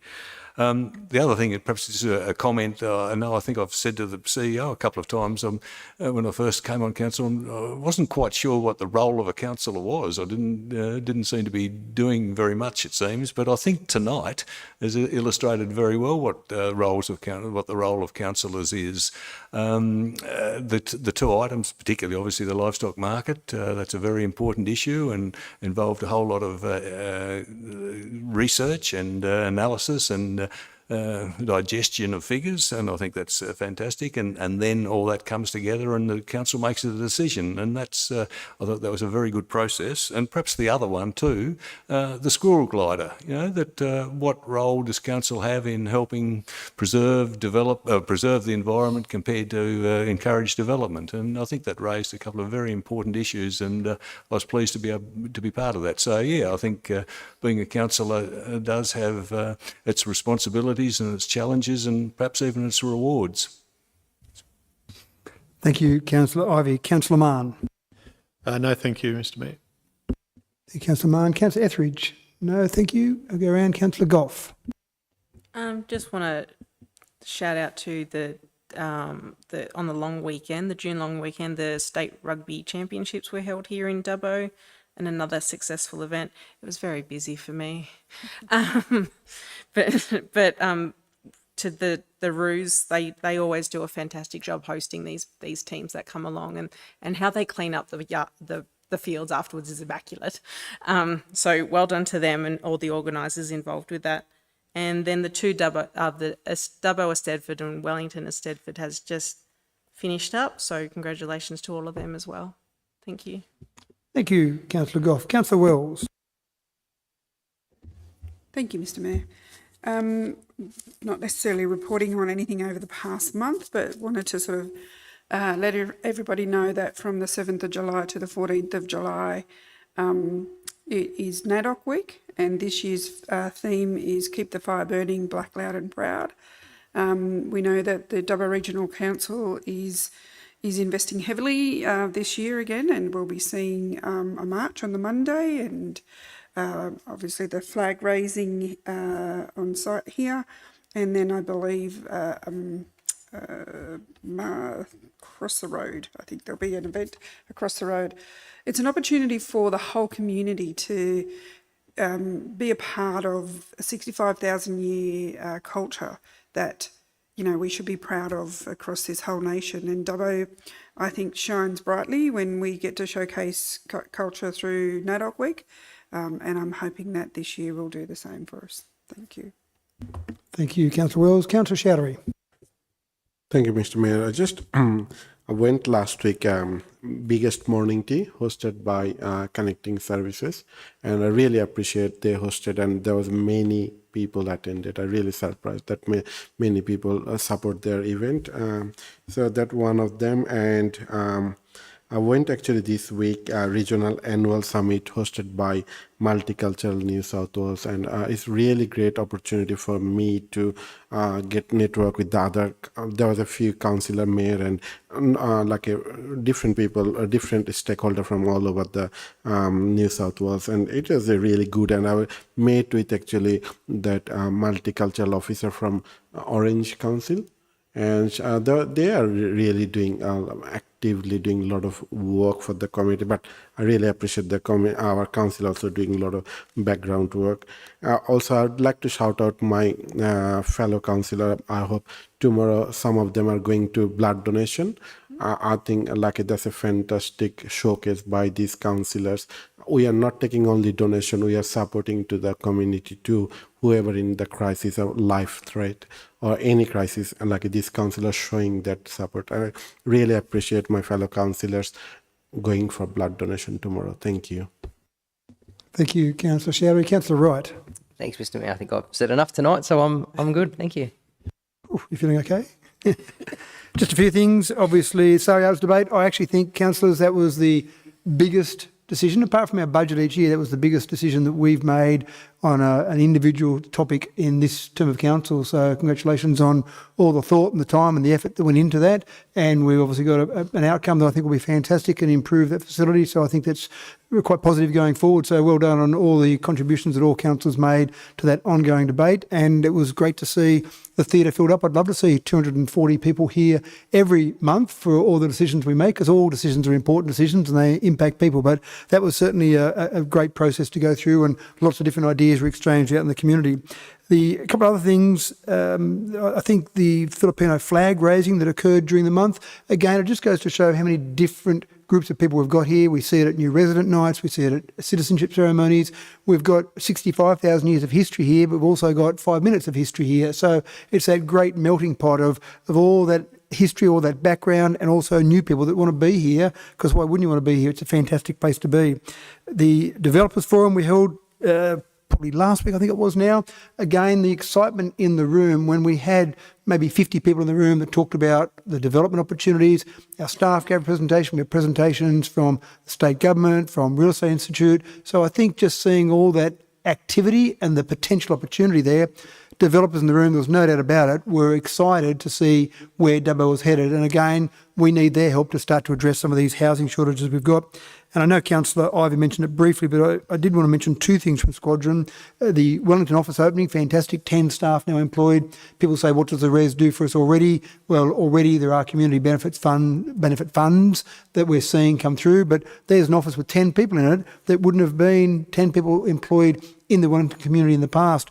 And then, of course, $3.6 million for our advanced wastewater treatment facility at the sewage treatment plant. I think that, again, is another significant step in the right direction. And Squadron could have bought the water they need for their construction, and they might have spent, depending on the price of water at the time, anywhere from maybe $500,000 to $1 million, but they want to make sure they leave long-lasting I suppose, legacy in this community, and doing that means that we will have a long-lasting legacy. So I think that was a fantastic opportunity. And the last one, I know Councillor Goff was out there with me, the animal shelter, the turning of the sods of soil on the animal shelter. Councillor Goff and I made a huge contribution with the soil that we turned there. David Payne Construction was very thankful for the work we put in to make their job easier. But again, that's a facility. Dubbo's growing. And if I can say one thing to residents, make sure you keep your microchip details on your dogs and cats up to date, because that's a much bigger problem than I realised, that people might move, they might move around, they might change phone numbers. We do have our rangers pick up dogs and cats sometimes, but they go to contact the details that their microchipped details show and they're incorrect, or it's someone that hasn't moved or hasn't updated their details. So microchip in the first place, but also keep those details up to date. So thank you, councillors. Good meeting. And now I would ask someone move us into the confidential section. I'll just go through the formal items. Under Section 10A of the Local Government Act, the next item, CCL 24/158, has been identified as likely to be discussed in a closed session of council. Can I have someone move us into confidential session, please? Thank you, Councillor Wells, seconded by Councillor Chowdhury. Before we deal with that, we've had no application from members of the public to make their representations regarding whether the meeting should be closed. We've got people in the audience now, so I can finally say, do any members of the public in the gallery have any comments to make regarding the proposal to hear the items in a closed session of council? Okay. Any questions or debate on the motion that Councillor Wells moved to move into confidential? There being none, I put that. All those in favour? Against? Declare that carried. The streaming will now be turned off. Any members of the public will be asked to leave the theatre. The theatre will be reopened and the live stream restarted after deliberations on this matter, with the resolution to be made public.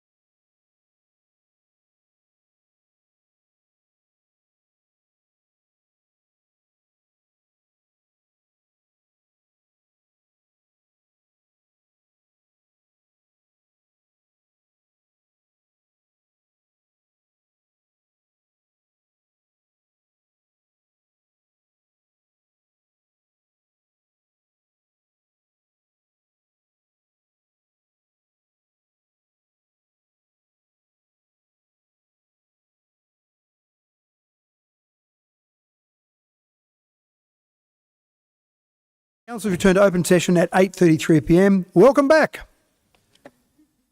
Sorry, we've got web streaming started again. Thank you. I'll now read the motion from closed session of council. The recommendation is that 1, that council consider the detail contained within this report when considering agenda item CCL 24/149, determination of the operational model for Dubbo regional livestock markets, and number 2, that the information contained within this report remain confidential to council. There are no further items for consideration of the ordinary council meeting, and I declare the meeting closed, the time being 8:33 still. Web stream is now being completed. Thank you for your attendance. Please stop web.